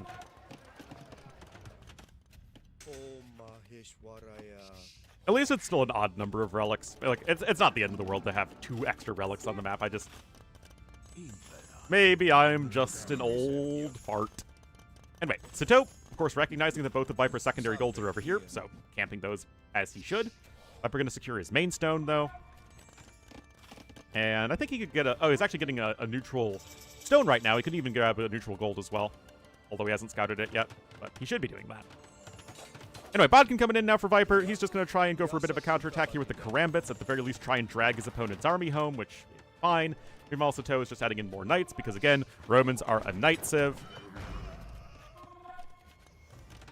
Chemistry coming in as well. Bombard cannons, of course, going to be a very important tool for melee here against Romans and the likely scorpions that will be made by Sitaux. Viper, please don't mangonel your own Karambits. That would make you a certified goofball. No Arsenal yet either. More Karambits coming in. Now, Viper, I don't think, is aware of that castle, and he is not. So he's not going to have as much of an edge in the Treb War as he might hope. Anyway, knights are here. Gonna be shooing away the Karambits. Got conscription on the way, and Viper still isn't committing to anything. I mean, Viper's defending all right, but again, like, what army is he actually making? He's adding in an archery range. He's only going to be on 2 without good upgrades. He's getting infantry upgrades. I mean, with our all-seeing panoptic vision here, you'd want him to go halbs, but Viper doesn't necessarily know that. Actually, never mind. Viper just saw those extra stables. He should absolutely be going for halbs right now. And he sees the knight upgrades, too. Yeah, Cavalier on the way for Sitaux. Ooh, this is going to be good. Yep, Viper immediately canceling that. Those vills are going to have a bad day. Sitaux still ahead in resources for the time being. There's the pikeman upgrade coming in, but this feels pretty slow. I'm not going to lie. Again, keeping in mind that Viper does not have good gold control. Again, he doesn't need to spend that much gold right now. He's got 3 relics, and he still has gold income for a little bit longer.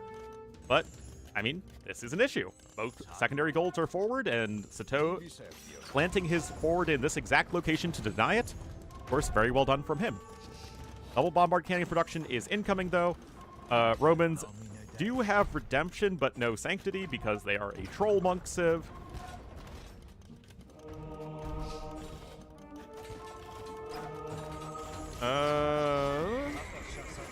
Yeah, Viper, I think, thought his bombard was being converted there, but it was not. I also think Romans don't have block printing. No, they do have block printing. They just don't have sanctity and theocracy. Anyway, good play here from Viper. Of course, sniping the trebuchet, and it's still going to be a good defense, although... Oh, whoa, Cavalier showing up, though.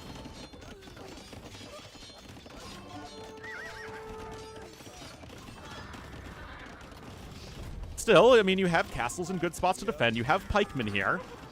Men of the pike. No commititance is in yet, which is a very good upgrade for your cavalier.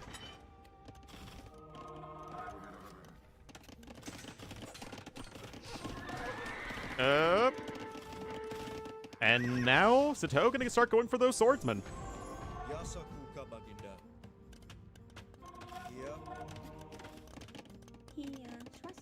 Viper has secured another gold here on the side, which is obviously very good for him. I don't know if he's ever scouted this one, though. He has not. Again, a little bit of a misstep there from Viper. But excellent bombard cannon control. So Viper with the score lead now, he's doing the right things. Got more pikemen on the way. Halb is something that, of course, you're going to want to prioritize pretty darn soon. Oh, this is cute, though. Oh, I think the monk converted to Vil to start building those barracks. Love it, love it. But I do not have hand cannons now. Conscription now coming in. But this forward is going to start to get pushed back, and that will secure more important gold income here for Viper. Of course, the Cavalier here are certainly doing a good job. Whoa! I mean, you could say that's a bit early, but I guess it's okay. I guess it's fine. A random freaking Centurion on its way. Yeah, still no Halb. Honestly, a little bit of a mistake there. I should have prioritized Halb over Iron Casting for, I think, pretty obvious reasons.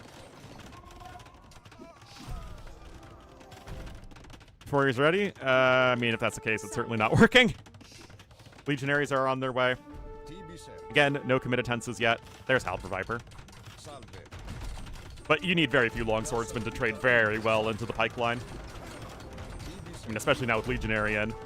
It's going to be even more of a massacre. And Viper is losing quite a few units here. Res collected, still very even. Viper never got heavy plow, by the way. Still, as good as those legionaries are against the pikemen and the karambits, the issue for them is that Viper has 4 castles in a very strong defensive matrix.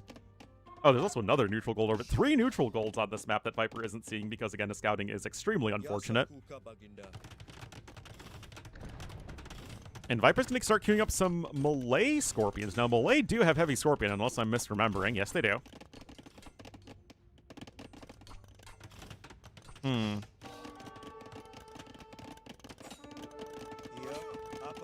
Gambit's just doing a little bit of raiding. But yeah, again, Viper secures these important resources. He's defending extremely well. And honestly, this is just a good game between good players. Gambit's being, again, a bit of a nuisance, but nothing you can't handle as Sitaux. More siege workshops on the way. It is interesting going for Scorpions against Romans, but I actually don't hate it here at all. I mean, you do need heavy Scorpion, though, and that's going to be very expensive to get. A lot of Scorpions queued up, honestly. Yeah, that's what I was saying. Like, as good as the Legionaries are, the castle positioning from Viper is just too good. Passionate Bald, he's at least one of those things.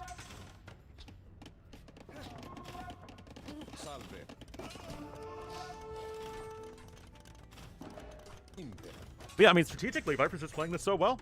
Securing, again, all the resources exactly when he needs to. Wait, 4 neutral golds? This is so much gold, man.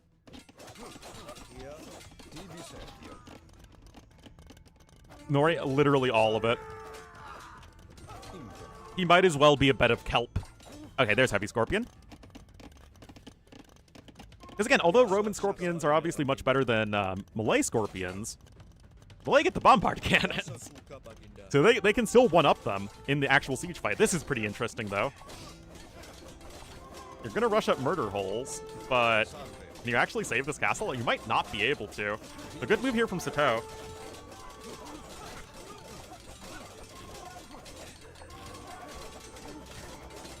Non-trash war enjoyer? I don't mind it.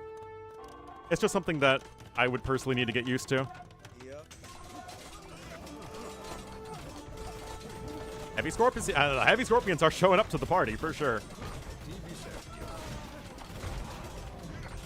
Good play here from Viper.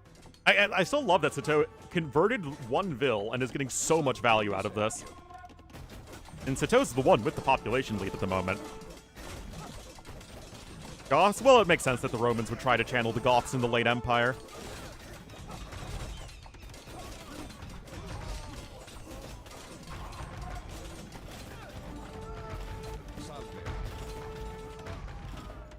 Yeah, I mean, Sitau's having to fall back at least a little bit. Got some Mumok here.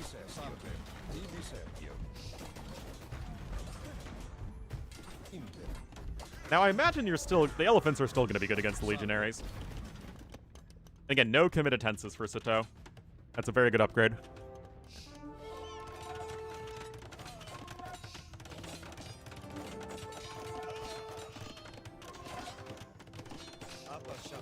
Another castle coming in here from Sitaux, but like, for a game that Sitaux was the one who is the aggressor almost always, a Viper now is the one who's going to get more map control, although I, of course, as always, love the stone walls. Yeah, Viper 35 Scorpions right now. And I love it. Going Malay heavy Scorpions is not often the obvious play. I don't think it's actually ever the obvious play. No, there's absolutely zero disrespect from Viper here.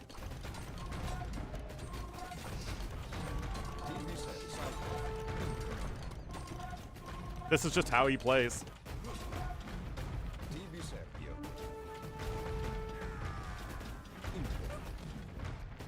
Alright, there's committed tenses. And now Viper himself is actually kind of running into a similar situation that Sitaux was. That's at like half HP right now.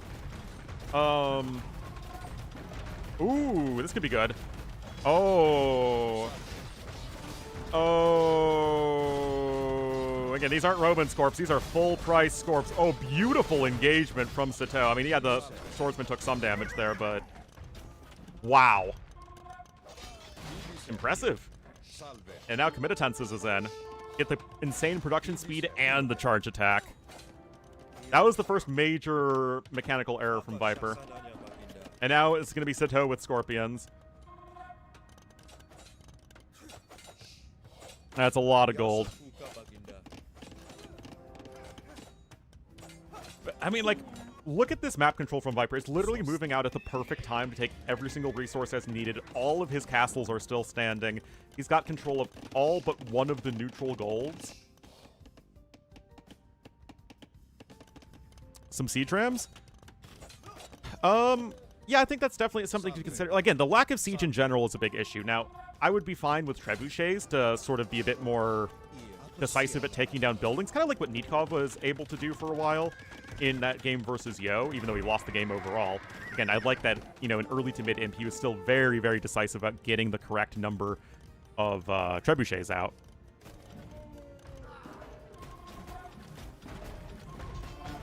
Anyway, Elite Battle Elephant is on its way as well. I mean, you get a very good discount. Malay on the Elephants and Romans for the Scorpion, so both of these units are absolutely viable in a long game.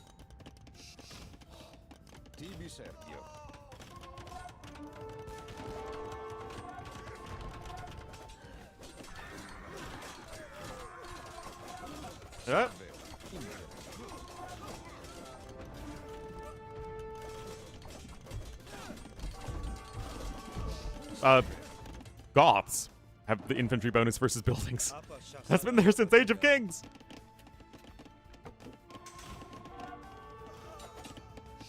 With infantry, yeah, it feels a little not great. Anyway, Viper with another castle coming in. And again, methodical play here from our Malay player. Convinced me to do. Have you ever been to a Hot Topic, Sean DeWolf? I know we don't really go to the mall much anymore. Anyway, there's ballistas coming in as well. Apa sasananya, Baginda?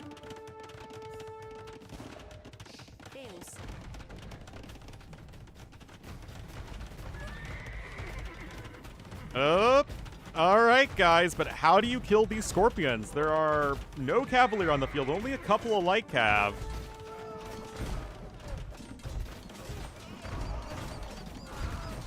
Uh-oh.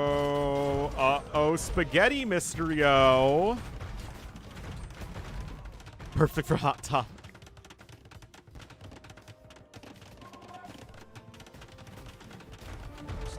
Yeah, Scorpions do get an attack bonus versus elephants.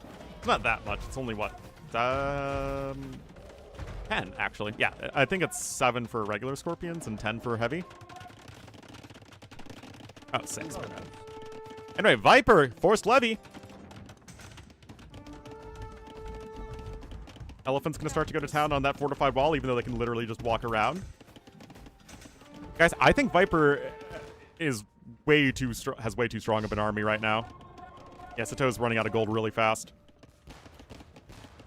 Again, Viper secured every single secondary gold on the map, except for this one over here. Forced Leviosa.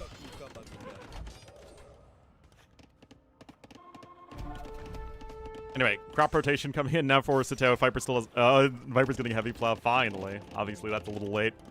Getting Blast Furnace too. But for a Civ that doesn't typically play towards a Death Ball, Viper has done an insanely good job of playing towards a Death Ball. Wrong snake? Yeah, Viper's really playing as the wrong snake right now. But again, Sitaux is playing well. I think that he's just kind of slowly losing the chess match to Viper. Again, 9.5k army value with Malay is pretty crazy. I mean, recognition here from Sitaux that he just can't fight this army, so go ahead and push Viper over here, but I don't think this is enough, honestly. Yeah, Forced Levy's in.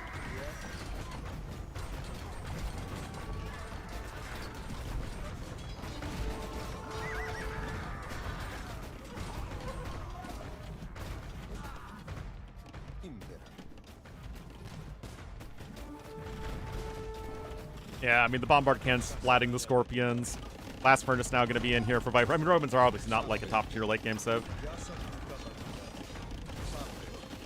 I mean, yeah, the Legionaries are still going to be very good versus the just two-handed swordsmen. But, again, I just don't think this is going to be enough here. Secure wood? I mean, yeah, Viper is setting himself up amazingly for a super long game, except by forgetting his farm upgrades. Other than that, it's been very good. And Viper's army value's dropping a little bit here. I mean, Sitaux is max pop. Viper is not max pop. And if Sitaux can take down this castle, he'll secure that neutral gold, which he desperately needs. Yes, and they also trade pretty well against the light cav. Also, that you just, generally speaking, want them in a long game. Yeah, I mean, Viper built castles all over the place. He Edward Longshanks it.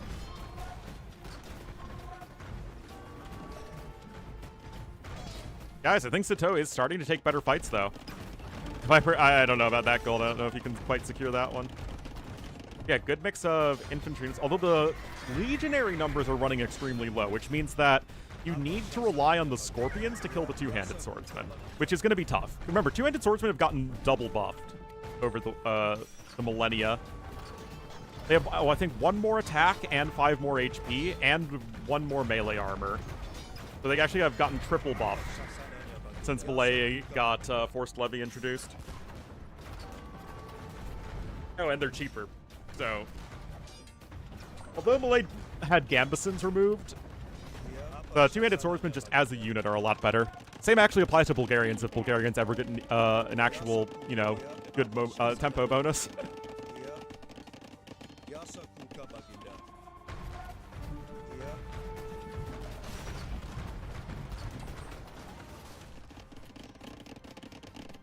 Anyway, more Zweihanders coming in.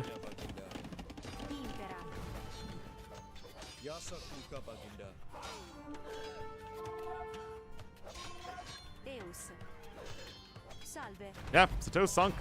Viper's army was simply too good, and once Sitaux ran out of gold, he was not able to secure this gold over here until, like, right now, which obviously feels like too little too late. Actually, no, hold on. This is a massacre. 46 kills on that Scorp blob. But yeah, it's not enough anyway. Honestly, like, that was just a good game of AoE. An hour and 2 minutes.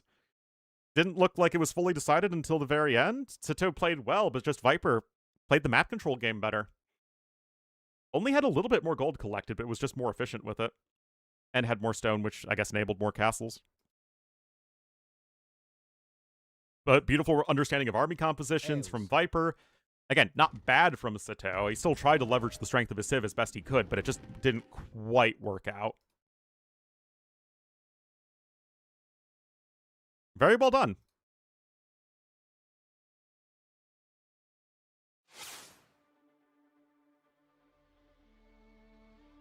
Time. I mean, I still like AoE.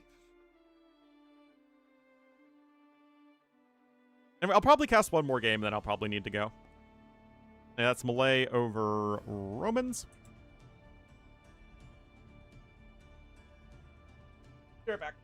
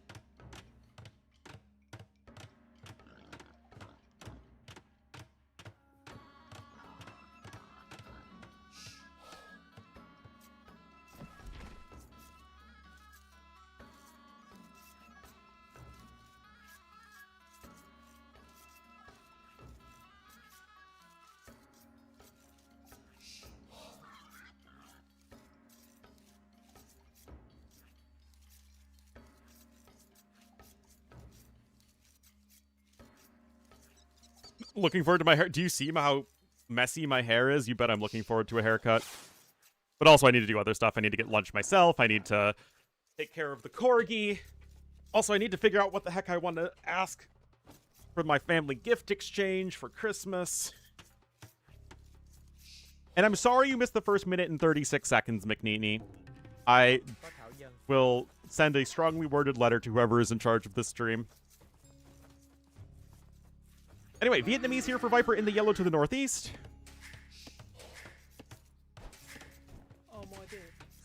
The toe and the blue is the Persians to the southwest. Both of these civs are, I think, very good. But I actually like the Persians versus Vietnamese matchups for Persians because Vietnamese are such like an anti-archer, anti-ranged unit civ. And, you know, Persians are obviously more of a melee civ. Roll a food scientist job open, which I imagine the qualifications are having eaten candy before. Oh, dear. That's pretty funny.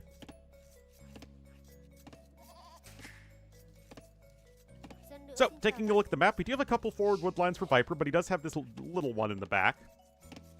Gold kind of off to the side. I mean, it's like an average KOTD map. Not that great. Sitau's map actually looks a bit better, though. You can kind of wall over around here at the front, and you also have a back wood line. This west side is still really ugly, though, and there's, like, this hill. As this is the hill with the living tree that doesn't protect the only access to your town, but it's an important access to your town. So a watchtower here once he reaches the feudal age would not be a bad idea.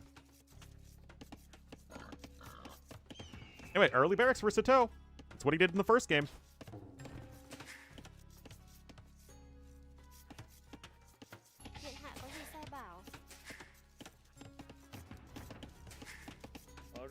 Ori.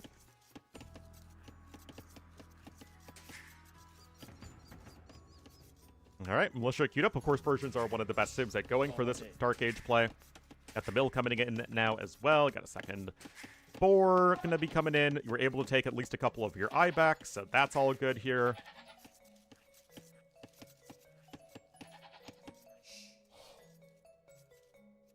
Is good for like 300 elos to learn to play the campaign, but now it's what advice is?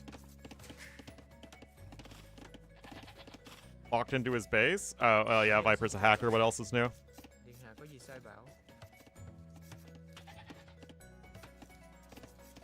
Oh, play campaign? Yeah. I was gonna say something enlightening, but then I forgot what I was gonna say.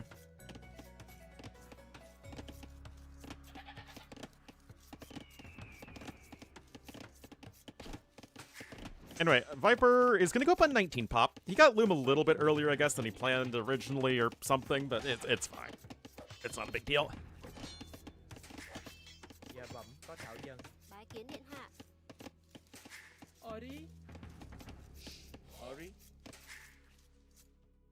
So, we got just the 2 militia here, and the question really, I think, is going to be, 1, when does Sitaux want to click up? We saw him do 22 villagers in game number 1, I think, with another very strong Dark Age eco-civ in the Romans. Are we going to see something like that? Sitaux also made 2 farms as well. I actually kind of like this build. The 2 militia into, like, okay-ish uptime, but still with a decent eco behind it. Yeah, it's going up a bill sooner, essentially. Fine. No, Viper did lame. He's Vietnamese, he sent his scout forward. Be here. Until you have 10, yes. The classic 10 pop feudal age. Which, to be fair, you start with way more resources in that scenario than you do in a regular game. I think you start with, like, the medium resources as opposed to standard resources.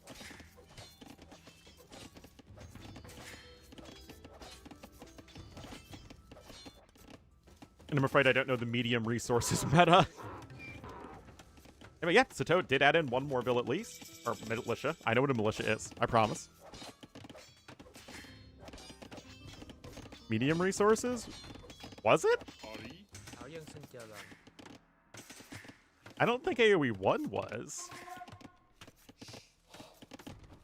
Well, no idea. Well, no, it was definitely designed for 75 pop limit originally. Which is actually what? Because AoE 1 was a 50 pop limit. Which is wild. Because even StarCraft 1 was a 200 pop limit.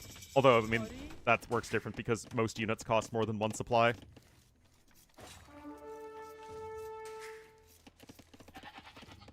Yeah, I mean, 75 is a big number. But also, at some point, they just made everything work faster, right? Because the game was originally, played on 1.0 speed, but that was, like, way, way, way too slow. Without even casual speed, 1.5 is faster than the original. Down to 2. Yeah, exactly. Anyway, it is the build once again here from Sitaux. And he's going to force Viper off of food, so, I mean, I don't hate it. And kind of play. They're one of the best all-around civs. That's a...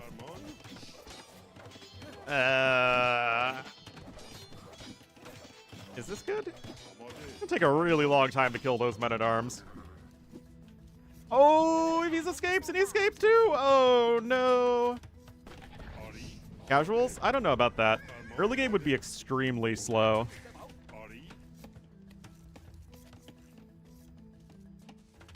Anyway, archery range followed, but not only until 8 farms have come in. I really like this kind of playstyle. Got the villager kill, you're 10% ahead in terms of resources as Sitaux. He has time to wall himself in, and he had time to plop down 8 farms. He's also off of the gold. Yeah, it's a neat build. Sitaux has come a long way from being a hamster.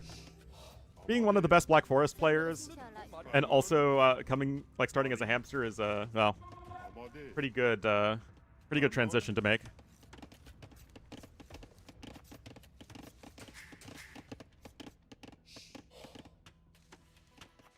Like, so, I guess that's true, yeah.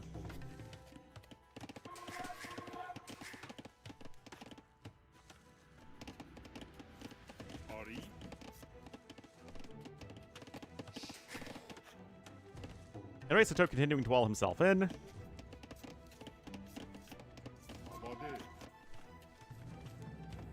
Got some skirmy bros on the way. Of course, Viper has more skirms, and they do get the extra 6 HP.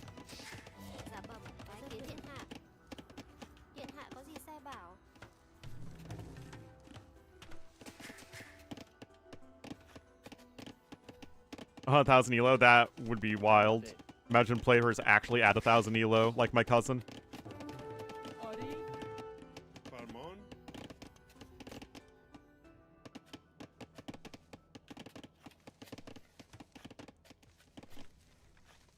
$5K gold in the bank. Oh my god. Anyway, the men-at-arms are still not doing much else at this point. That said, Viper's army is still largely at home. He loses the scout right there. Oh, you've got it. Lol. The chunks are intact. It sounds so gross.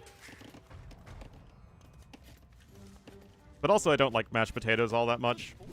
To me, it's like the worst way to make a potato. Although there is still technically no incorrect way to make potatoes, because potatoes are perfect.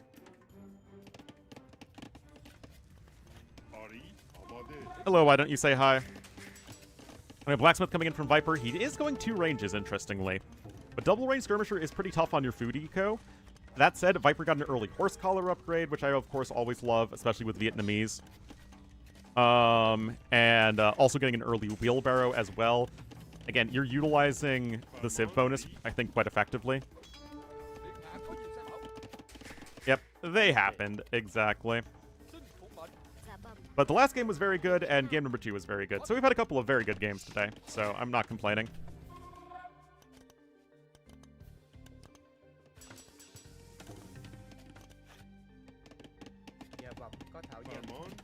Anyway, 5-vil lead right now for Sitaux, but he doesn't have the eco upgrades that Viper does, although, again, he's still going to be ahead in terms of early resources, but that's what Persians do, especially with an early vil kill. Ah, men-at-arms here. I don't think he'll get another vil kill. It would be a big mistake if Viper would lose a vil. I mean, I would lose a vil there. I'd probably lose 2 vils there, but Viper wouldn't.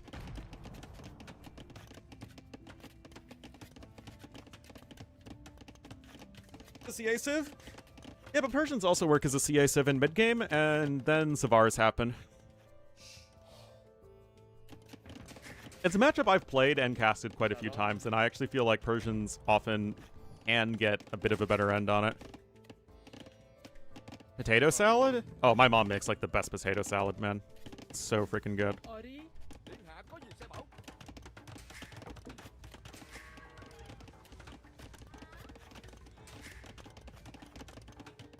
Anyway, horse collar coming in now for Sitaux. He's on his way up to Castle Age. Yeah, Persian eco is pretty crazy.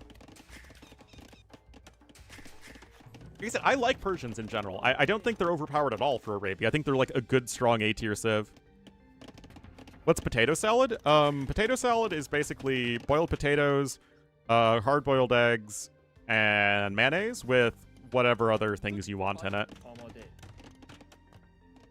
Like, my mom uses like a slaw dressing in it. what, caraway seeds. This is all on Sitaux. 100% on Sitaux.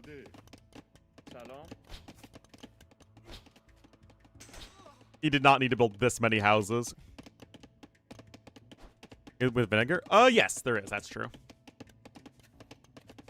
But thankfully, the best part about my mom's potato salad is that it doesn't have celery in it, and celery is literally evil, so that checks out. Anyway, Viper's gonna go CA here.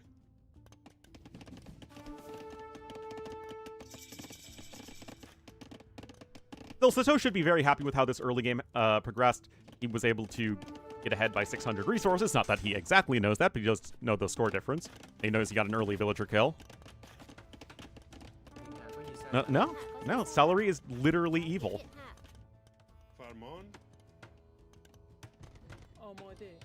Celery makes nothing better and everything icky.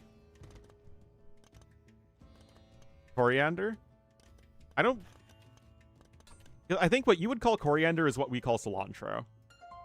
I like it a lot, although I wouldn't put it in a potato salad.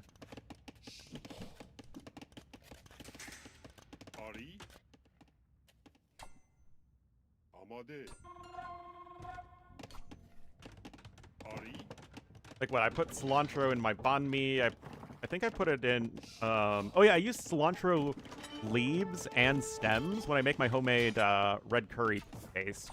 That's pretty good.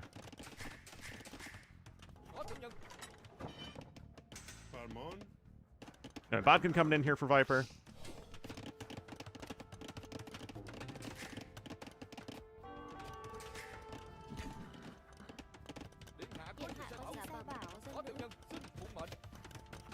Vodka coming in.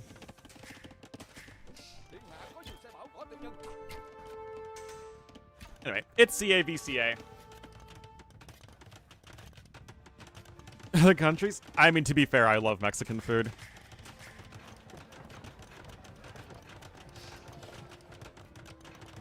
We went to this, like, Mexican restaurant in Detroit, in, like, Mexican Village, I think it's called.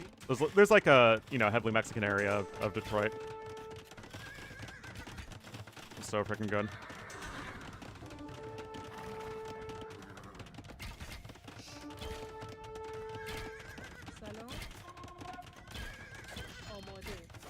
Yep.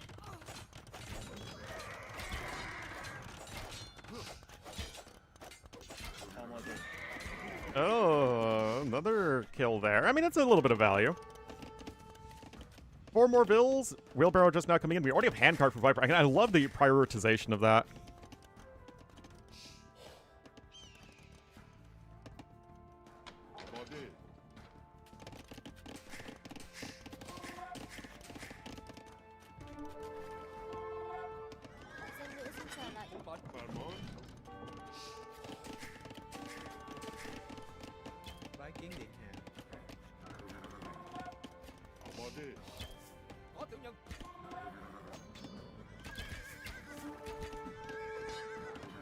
Oop.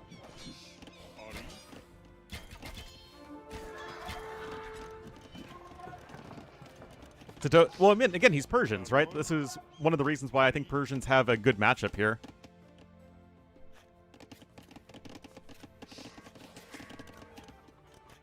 $57 bills. Still 900 res collected ahead. Now, the CA numbers, I guess, are slightly in favor of Viper. Scrub numbers are slightly in favor of Sitaux. But as you can see, all of this that's going on in the game is not going to give either player a big advantage. We're both just going to expand their eco, but Sitau's on the 3 TCs. He has 28 bills on food. Viper's only on 2 TC. And so the onus is still on Viper to make something happen, and I just don't think he's going to be able to. I think Sitau's just pretty comfortably set up at the moment.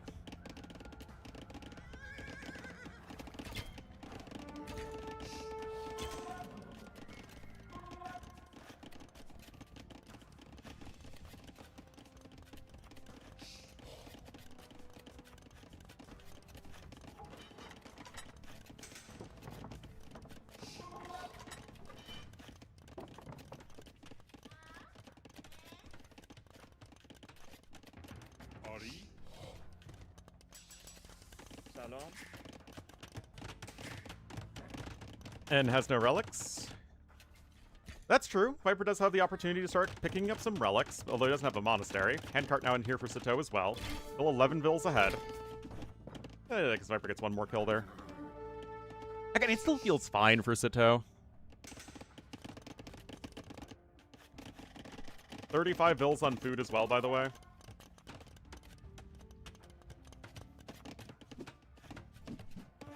Back to Sturm, well, realizing what the true best unit in AoE is. Also, no real reason to go into a Cav Archer war here against the Vietnamese.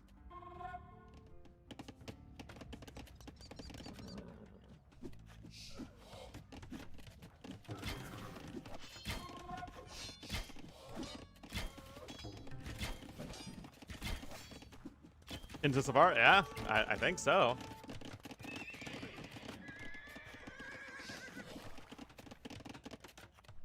Getting the knight upgrades at the moment.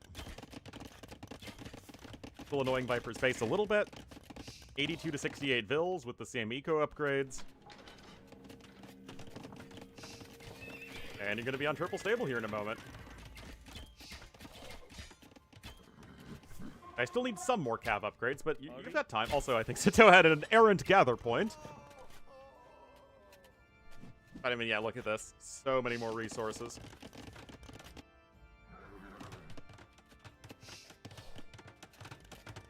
This is cool in the fridge? Yeah, probably.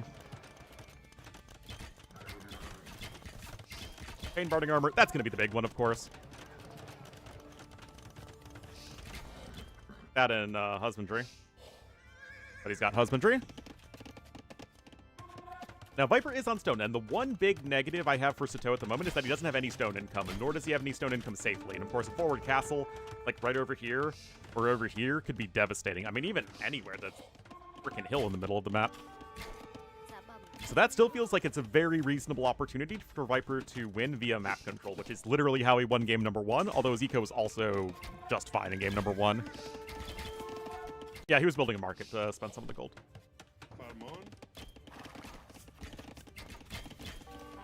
I mean, just again, a little bit of a killing here and there. You know, just a light dusting of murder. Mangonel's almost out.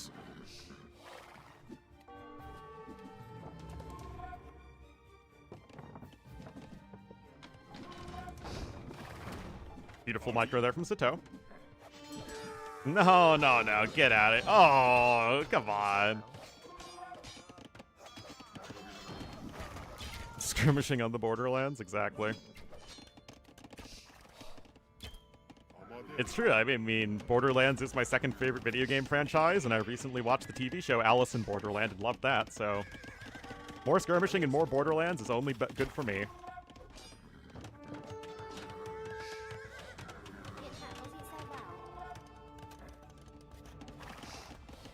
Imp on the way. I mean, this is a pretty darn strong game from Sitaux.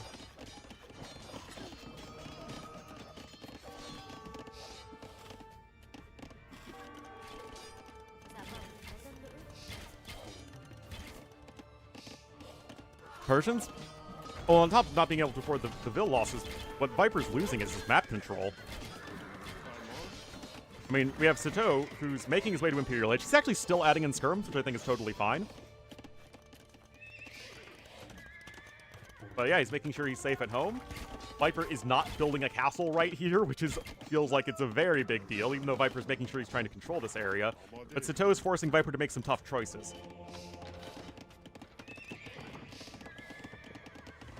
And Sitaux also not wanting to overcommit his army before Imperial Age upgrades come in, which I also obviously like. His other Sitaux? He has stone here and stone here. They're both very bad. And that's the only thing I don't like about Sitau's play right now is that he has no real way of securing stone. Viper even on the side of the map here gathering that stone. Oh, Vipers? I mean, yeah, this stone is pretty ugly, and so is this one. But Viper's fine at the moment. Viper adding in more elephants.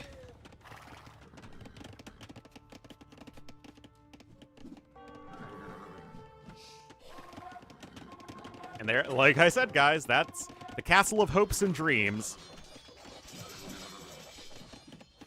And Imp is going to be in. Cavalier immediately on the way. +4 defense shortly after. Castle. It's a Tuville castle. Why don't you say hi? It's so much better. But yeah, I mean, Savar are going to be very tough to deal with here. And Viper just stuck in Castle Age. I'm not too sure he's going to have a way out of this one. I mean, that castle is, yes, in a very good position. And that, yeah, well, you know, you take what you can get.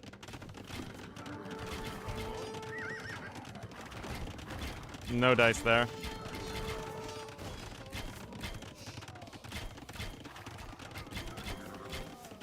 Good balls, for sure, but... Savar's gonna come in just a second, guys. Now the upgrades. It's probably still way too strong of an army here for Sitaux with those Imperial Age upgrades. Savar should be coming in, like, literally right now. Oh yeah, they made it more expensive. I don't remember how much it costs these days. I think they nerfed it twice. Still, not bad here from Viper. Is he going to survive to Savar against the Savars? Almost certainly not.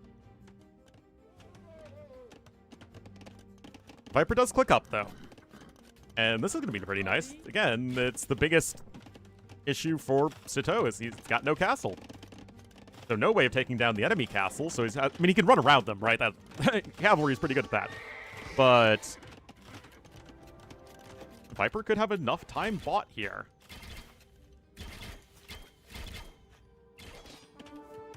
Savar is creeping closer and closer, though. 1,200, 600? Yeah, so it's still 100, 100 food and 150 gold cheaper than Paladin. But not, like, so much cheaper. It was like 800 food or something like that at the start. I might get a couple conversions here. Yeah, I should. That's nice for Viper. And he's had 3 relics to 0. No shots for us yet. No umbrella to give you a bunch of extra HP.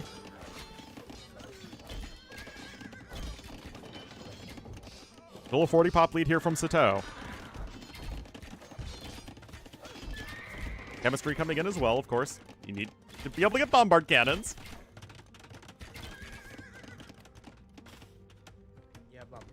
Big ol' stone walls here on the side. And another very well-placed castle here from Viper. But Sitau's attacking at some very good angles, and there is the Savar upgrade. And this, I think, is going to be extremely difficult to deal with. 30 Savars on the field. Yeah, they're missing a couple attack upgrades. I really don't think it matters.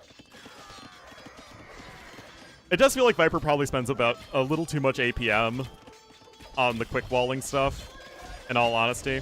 But I guess it's fine most of the time. A couple Fire Lancers coming in. You don't have much gold income right now as Viper. And these Savars are obviously extremely strong.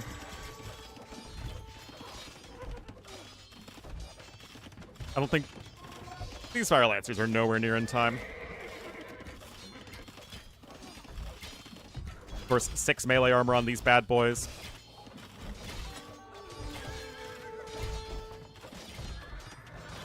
Literally 6 damage a hit are the elephants doing. Well, yeah, I mean, Sitau's eco, his Persians are just going crazy.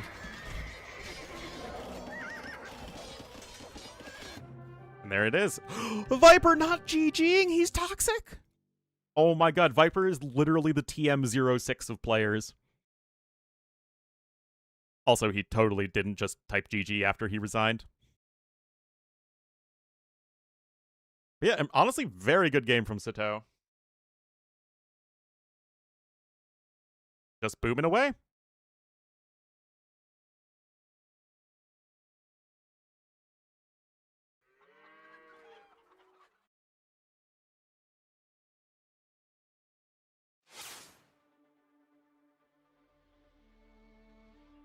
Anyway, guys, that is going to be it for me today, unfortunately. I might stream tomorrow. We'll have to see, honestly. It's in contingent on what exactly I need to be doing at the